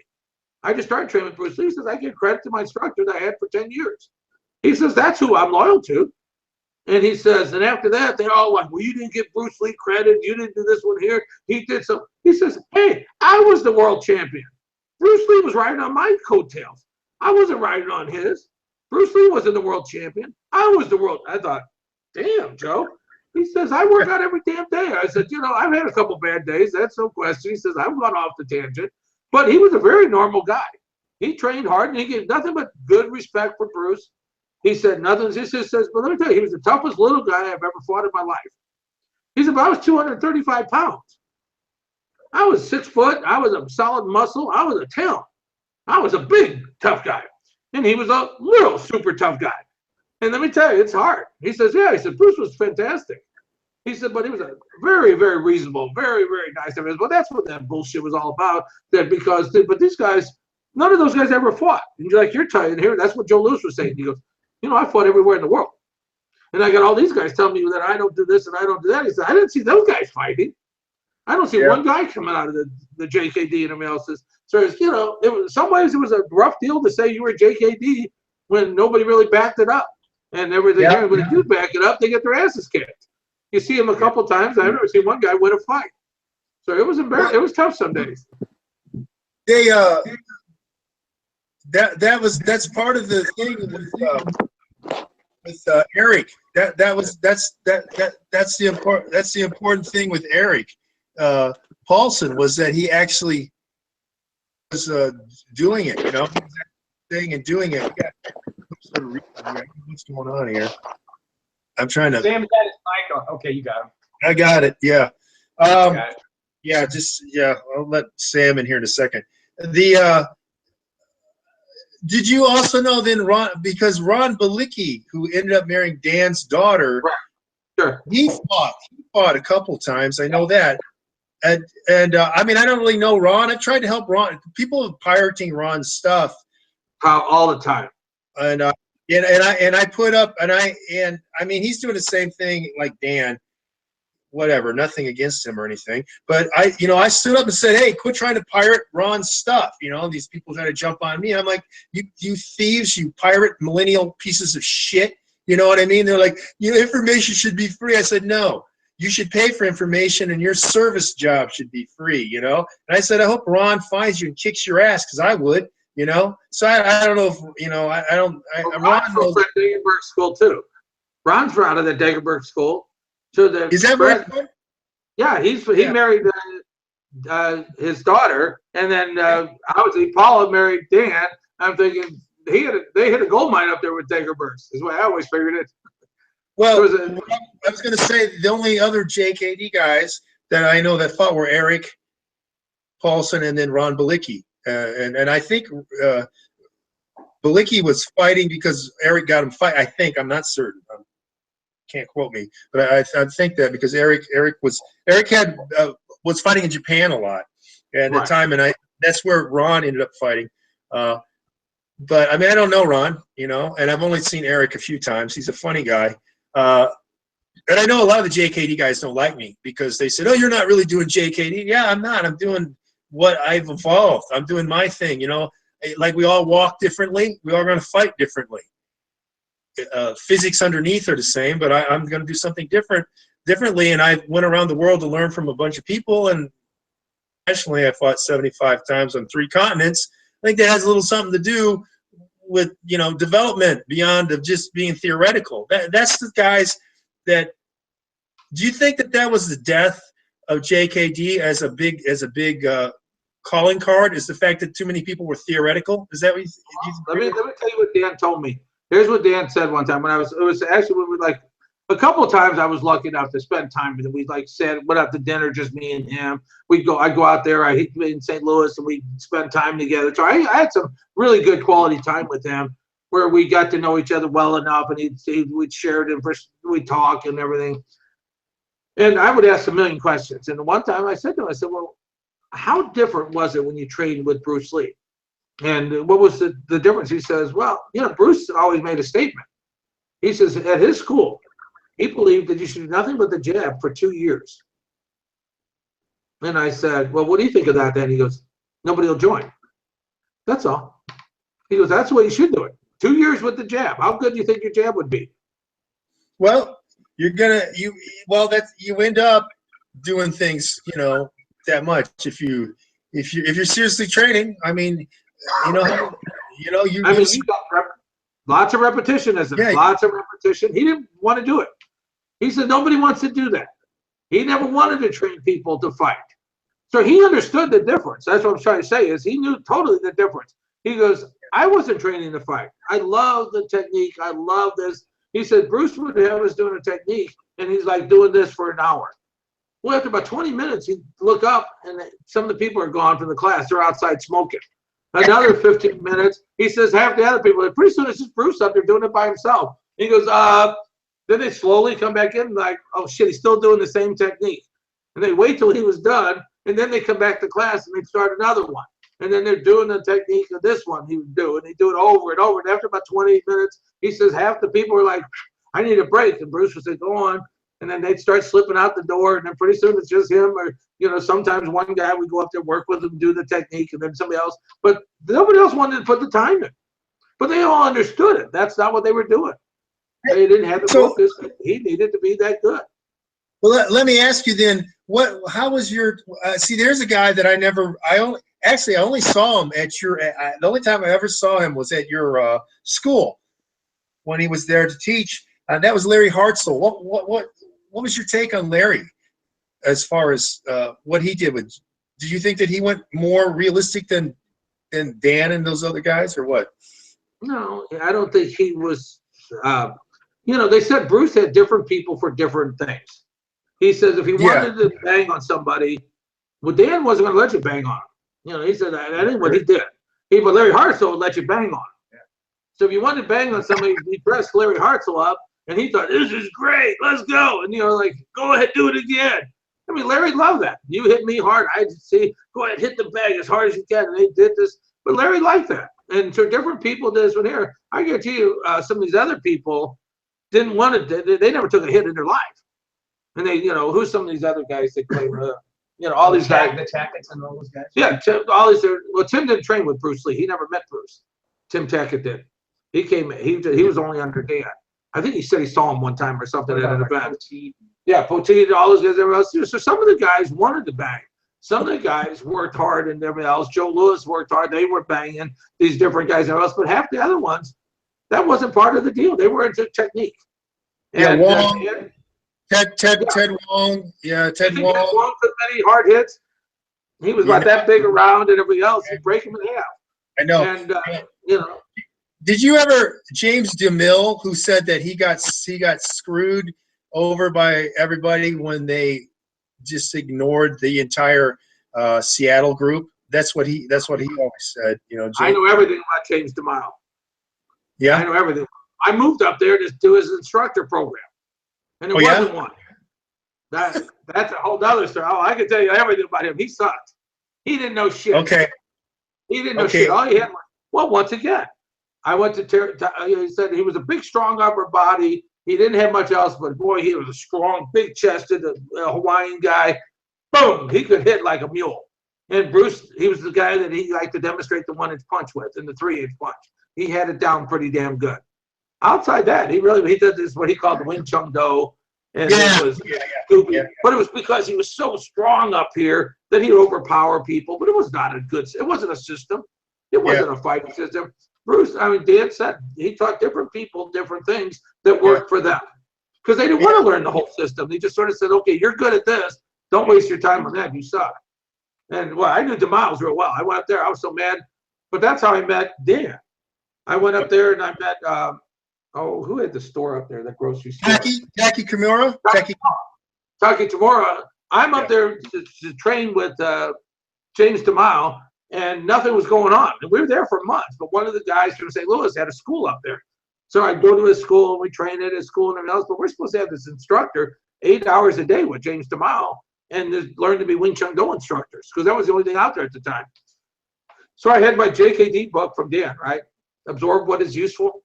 And I'm driving around Seattle, and I think that's the thing I saw in the book. And I showed it was a grocery store. So I walk in the grocery store, and I said, I got my book. And I walk in, I go, that's the store, all right. And they say, what? I just happened to see it in Chinatown. And it wasn't in Chinatown, it was outside Chinatown, but I still recognized the picture. And I stopped, and I walked in, and I said, is Taki Kimura available?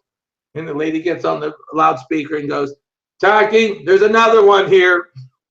People must drop in because to see this thing here. And I thought, golly, I'm 29 years old and I'm like a little kid. Can I have your autograph? So I go, Taki, could I talk to you for a minute? And he goes, well, what? I said, I'm here in Seattle. I've been studying under James DeMille. And he says, come up to my office. As soon as I said that, he goes, comes up. So we go in his office and I said, I've been up here. And he goes, you're not learning shit, are you? And I go, no.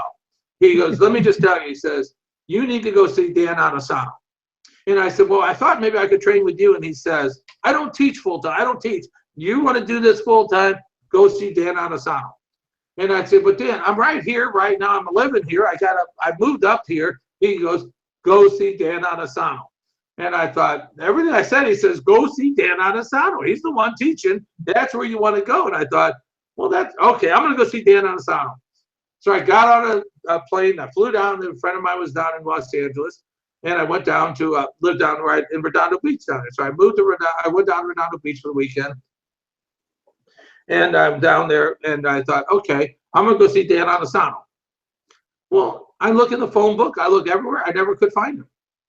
He wasn't listed anywhere. And I think, well, now what the hell am I gonna do? I'm all the way down here, and I can't find Dan INosanto. So I'm looking, he said to my friend of mine, he worked over there, he lived in Redondo and he worked in Torrance. And he says, what are you looking for? And I open the book, once again, I go to my book, Absorb What is Useful. There's a picture of Dan's school. And he looks at it and he goes, oh, that's on my way to work. He says, we pass that every day. I said, what? He says, there's that industrial court. It's in there. Those are the garage doors for this industrial court. I'll show you on the way to work today. So I drove him to work and said, let me use the car so I could go find Dan INosanto. And I drove down. He goes, right there. That's where he's at. He's in that little row. He recognized the garage door. And I thought, because he was in automotive, so he knew there's a lot of shops in there. So I dropped him off, drove back there. Pardon? Is that Collector? Yeah, Steve Collector. He knows him, everybody else. So we came back. And so later I went over to school that night. And sure enough, I go in there and I'm watching the class. And Dan's teaching. And I thought, this is it. This is Dan INosanto. This son of a bitch is really, really good.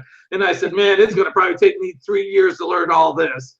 And I thought, 3 years, but if I got to take a couple of years, I'll take a couple of years. I'm going to learn what he knows. Little did I know that after a year, I thought, damn, he's even better. After 2 years, he got better. He never stopped training. I never stopped training. I'm constantly thinking, I'm never going to catch up to this guy. And you never would. He was just so good at what he did and everything else. But it was fantastic. And all these people we hear about were all at the school. You know, some of the guys, they were just getting to the older thing. The guys were leaving and everything. And so I joined the school, and I, went there, and I started going out there on, weeks at a time. And I moved to to LA for a while. I moved over down to, it was in Torrance, and I lived over there, and I did everything. Went to the school and went to as much time as I could spend and everything. But, I just always want to say is my respect for Dan, for where I got started and everything else, was through Dan. I saw all these different guys. In 1970, I was packing. I wanted to move to LA to go study with Bruce Lee and Dan in his backyard. And a guy knew Carl, and Carl had said, if you come out there, I'll introduce you. Then after that, it's up to you. I can't promise you anything like that. But that's when the Vietnam War was still going on. Yeah. And so I would have been drafted. And so I thought, damn, if you don't go to school, you were gone.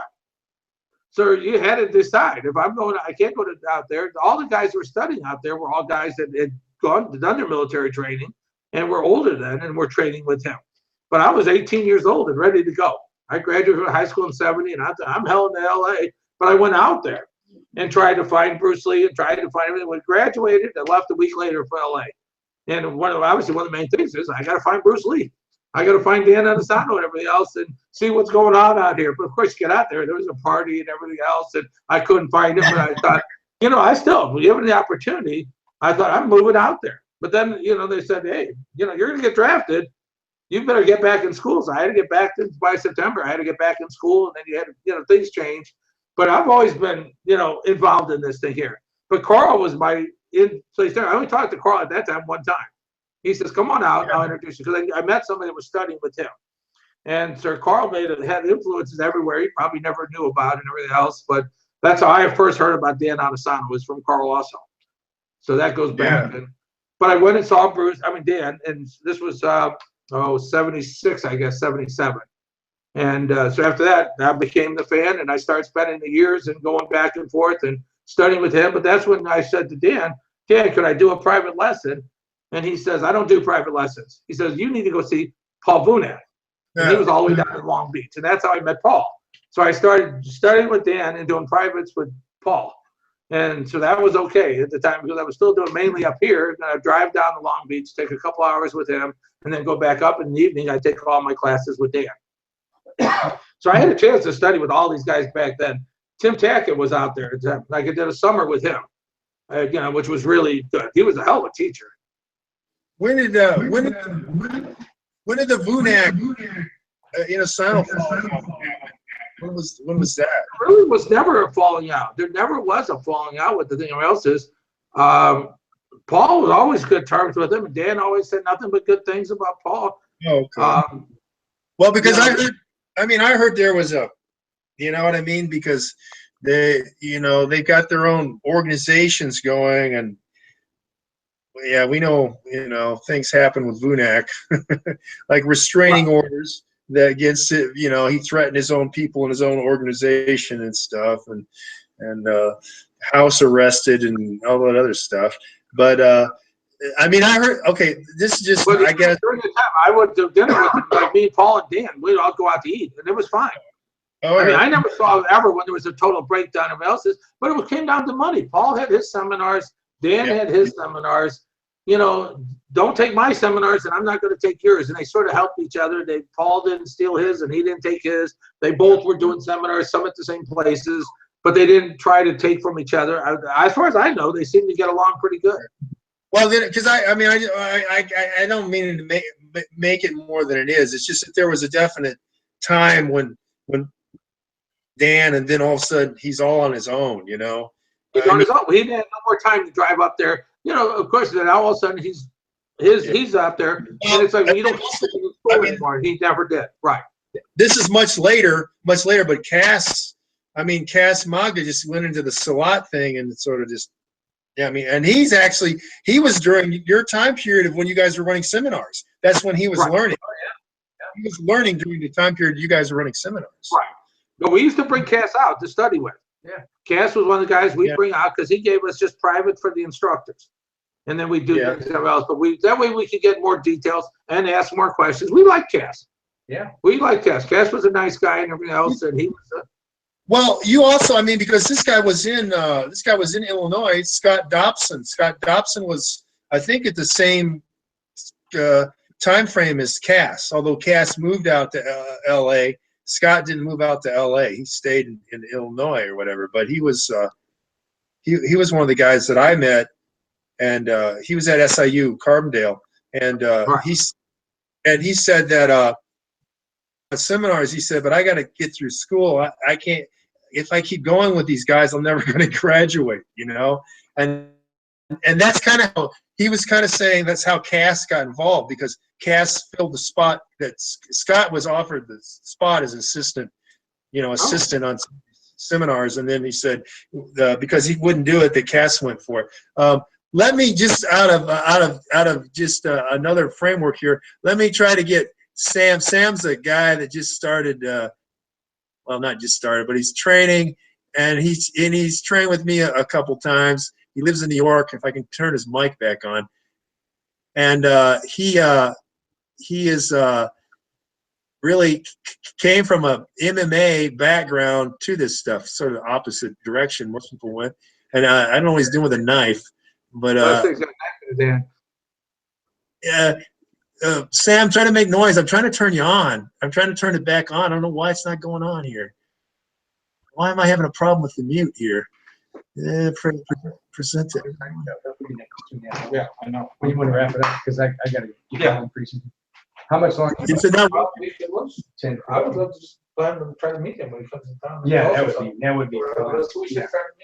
Yeah. Okay, I can't get, for some reason I can't get Sam's mic to turn on. I don't know why. We're gonna need to wrap it up here pretty soon. We're 2:30. Right. Jay's got to get back out. He's further out, and I got to get going pretty soon. We got this is just this is what I thought would happen. We got so many things to talk about. There's so much, you know what I mean? It's like a mini series we got going on here, because there's so many aspects of the done, because Jay was fundamental to JKD, and he knows all the people. He was there, and he started really early. Yeah, I don't know why I can't turn Sam's mic on for some reason. I don't know why. Yeah, it's saying he's muted. I keep trying to switch it, but it won't let me. I don't know what's up with that. Before, it used to let me turn it on and off. Technical difficulties. That's bad. I wanted to get him in here because I'm sure he had some questions that would be from a different framework, because I know a lot of stuff because we've both been doing it. But man, I hate this. Well, we're gonna have to get Jay back. That's what I gotta say. Just a quick little restroom break. Yeah, I know, but I mean, we're gonna have to get Jay back for another episode. Because yeah. Hey, he just mentioned something too that I've talked to Norm and Stan about. When you get over here and you're kind of going to be in the Midwest, we'll try to figure something out where we can meet you or something, you know. Well, yeah. I will. I'm not gonna. Yeah. I was just saying, Jay, we got to do another episode because another time, because you got so much. You know, this was what I thought would happen. We got a mini series here because you. I mean, you are a guy who knows a lot about the whole JKD experience. I mean, you were there, like you're talking 1970 and you're looking, I mean, wow, you know, you're talking to people who are, I'm a JKD guy. They weren't even born in 1980. You know what I mean? And you're doing this stuff. You're doing this stuff long before that. You know the facts about all of these guys, all the main players and all the peripheral, you know, guys. And it's just right to give tribute to what you've done and make it available for everyone who doesn't know, because there's all these people out there. I do this and I do that. It's like, no, you don't. You didn't do it, you know, because like we know what's what. And the thing that I like, of course, is the realistic aspect. And that's probably why we got so many people who don't like us. It's because, you know, the more real you are, the fewer people. It's just like any sport. You know, a lot of people will play golf because there's no danger in playing golf, you know. But how many people parasail shark hunt, you know, at the same time? You know, it's an example. Chris, at our school, I just want to say, if you came to our school and I said, hey, I was doing a JKD thing, they go, oh, do you know JKD? I never mentioned the word. Things we talked about today, I never talk about it in school. We don't talk. We just go and do it. Nobody knows the background. None of these stories. We're very soft. Once in a while, you know, break down into a story, and they're like, oh, you know that guy too? And people, then they're like, they look at me like, do you know all these people? I'm like, well, that's who I trained with. Just go on YouTube and watch it and get the whole story. You have to talk. But it's funny is we never mentioned the word JKD at the school. It's never mentioned. You know, like a lot of people, like I train, you know, like I really like, I always say it because I just want more people, more military to contact me. I like military training. That's what I like to do. That's my favorite thing. And that's where I've gravitated to that aspect. I mean, yeah, I train sport fighters. I did it before, but I really like the real stuff, you know. And the thing is, I don't talk about the JKD as my framework, but that is my framework. I mean, that's the same thing with Ken and Stan and you. That's where we came from, you know. It's like that's where we came from, and I want it out there. And like me putting that ad from 1985, people don't even realize how big that was. I mean, because back in those days, no internet. Black Belt magazine was the big magazine. That's a big ad. That was a big ad in Black Belt. You know, you were the deal. I mean, that was the pilgrimage. Well, you were the spend a lot of time at their offices, at the Black Belt offices, at the Inside Kung Fu offices. You're meeting all the people up there. I mean, when we get together, there's so many more stories to tell. A lot of these things, like I said, it just started to make me remember so many things. It's fun. It's been a lot of fun talking to you about all this. Yeah, I was in Black Belt a few times, and I was out at the studios and did a photo shoot. Article thing, and I was trying to do the same thing. What's his name? The Robert, isn't it his name? The guy that owns it. He was. I was saying, he's like, well, show a defense for this, and I'm like, he said, that's the same defense. I said, yeah. You know, he goes, no, we can't give people the same thing. You got to do something different. I said, well, we wouldn't do something different. You know, I said that, and he's like, no, you got to do something different for the. You know, I was like, well, you know, yeah, there's other things, but I said, you asked me what I would do. You know, and I'm showing you what I would do. I would do the same thing. He said, we can't take 12 photos of the same thing. I'm like, well, that's how these funky things get started. They say, well, here's what he does now. That's what he did for the pictures here. And William Trump's a whole other story that we got to talk about and all these different things. There's a lot to talk about. Yeah, we got to do it. And I was going to say, okay, so we'll end this for everybody who's watching. Man, I really wanted to get Sam in here because he's got the perspective, a different perspective than the rest of us do.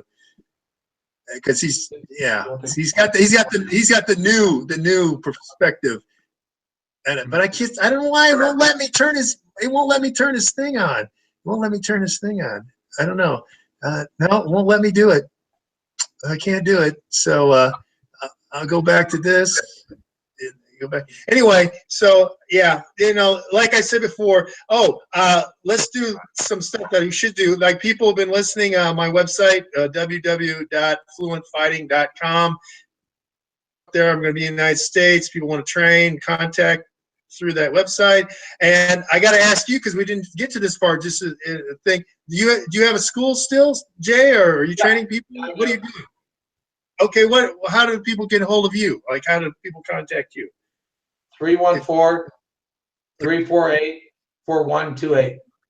Phone, okay. You have a Facebook web page or anything? I've got a Facebook. Ken tells me we're gonna update it, so we'll get all that information to you.